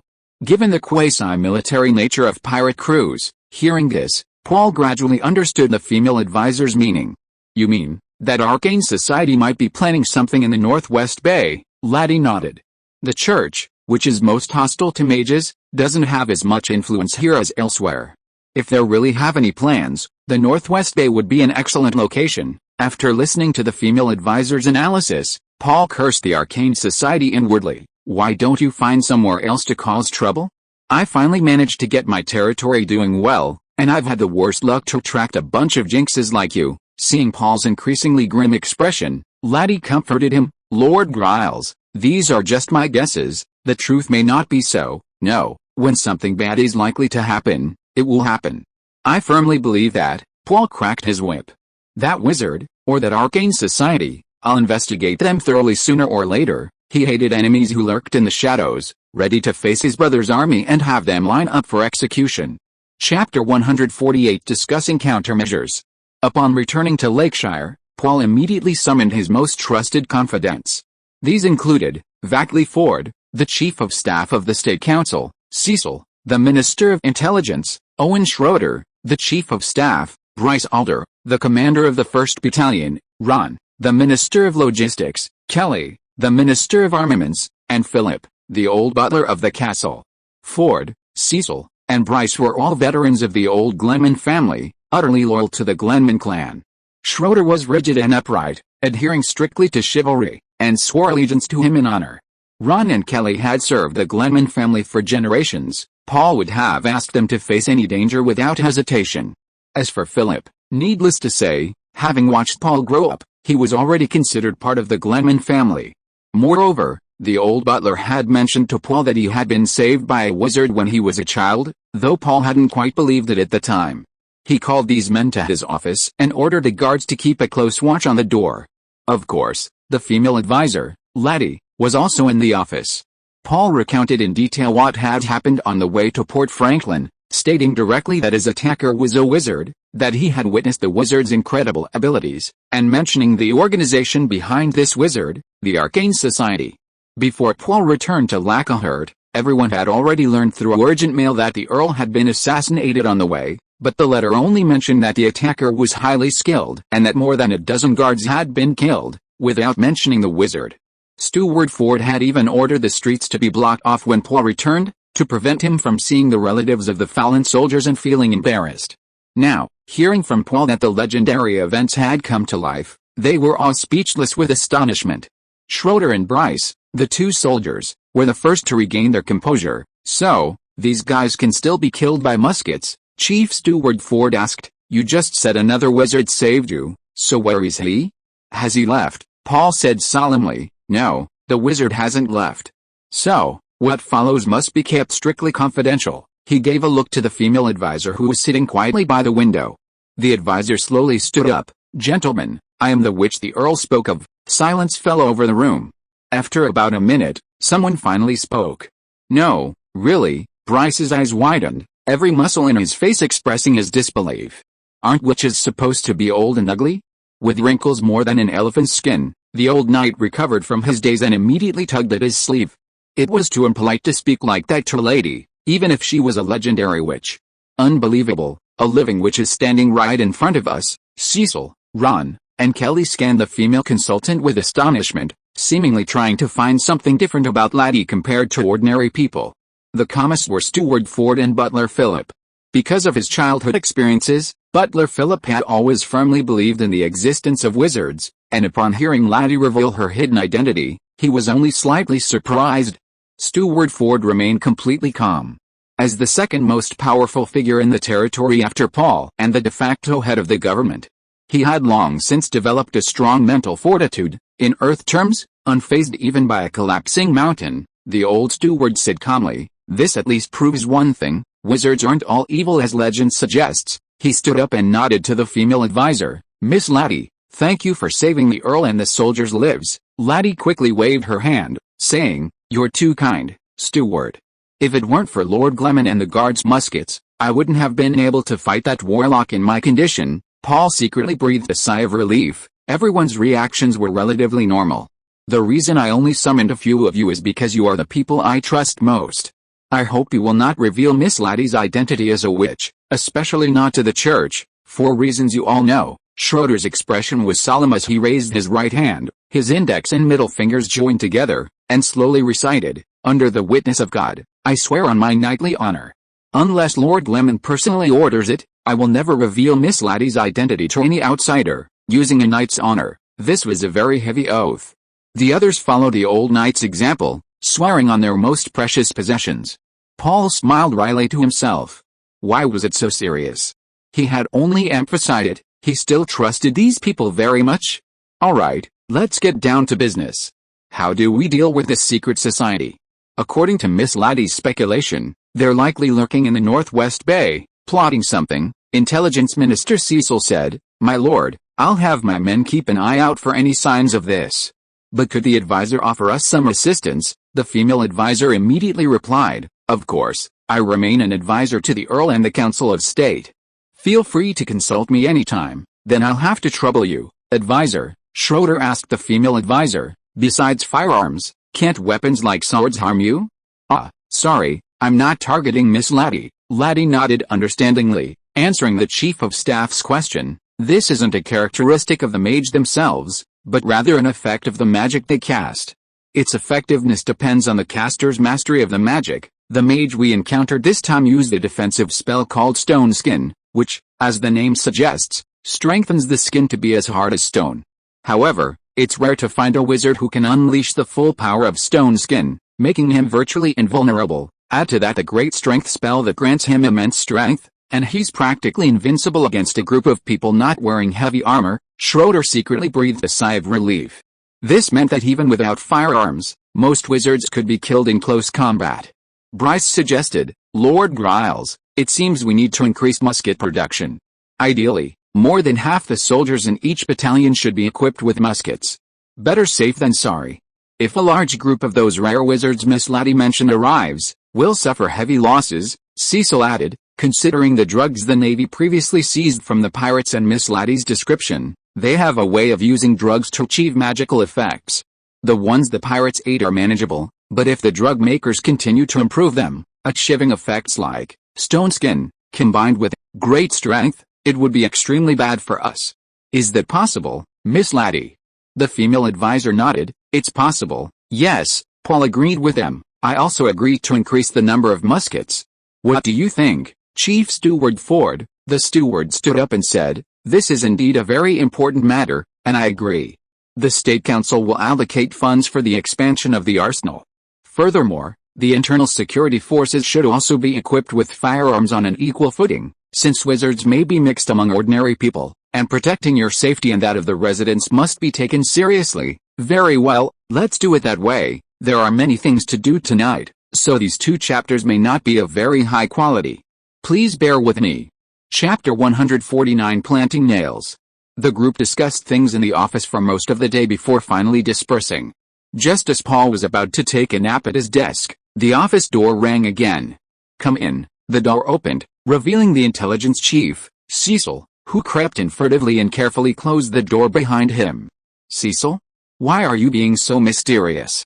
Sit down. Cecil sat down at his desk, bowing slightly, and lowered his voice. Lord Giles, something suddenly occurred to me on my way back, so I came back to see you. What is it? It's like this. He straightened up and said, Miss Laddie's presence here is always a danger to us. What?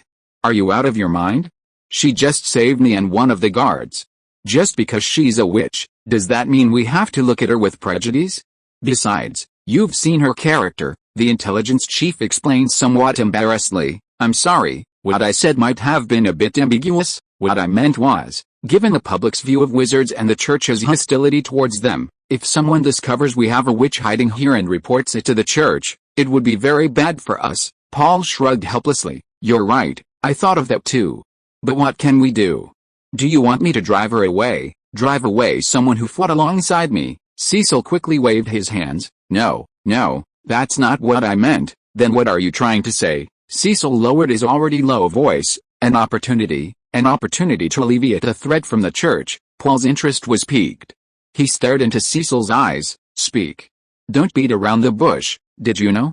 The Bishop of the Northwest Bay Diocese is stepping down from his position due to health reasons. Really? I hadn't heard that. But what does that have to do with us? Guess who will succeed him? Who? The old abbot of the monastery near our town. Paul was a little surprised. Abbot Leonard. Hairhead. That's him.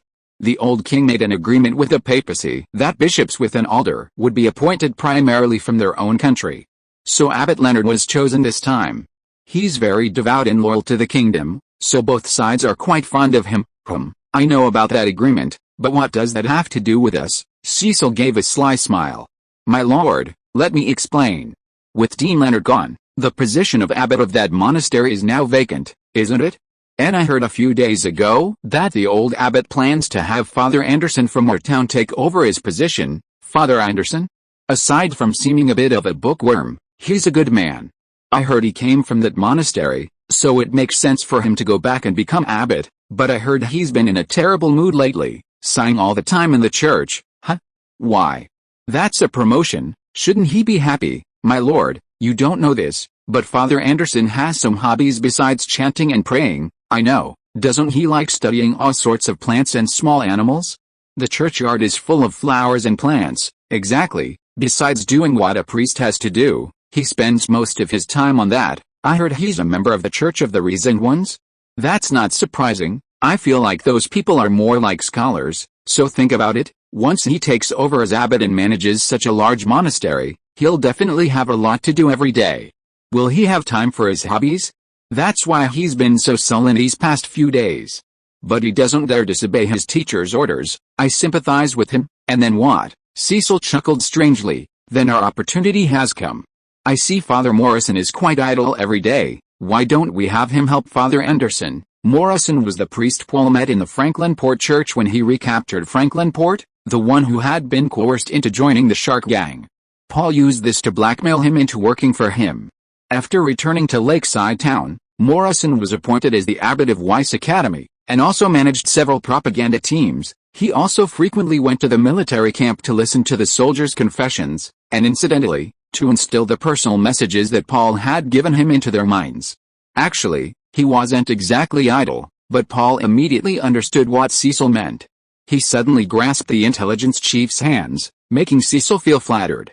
I've been waiting for this opportunity all along. Paul stared at Cecil with gleaming eyes.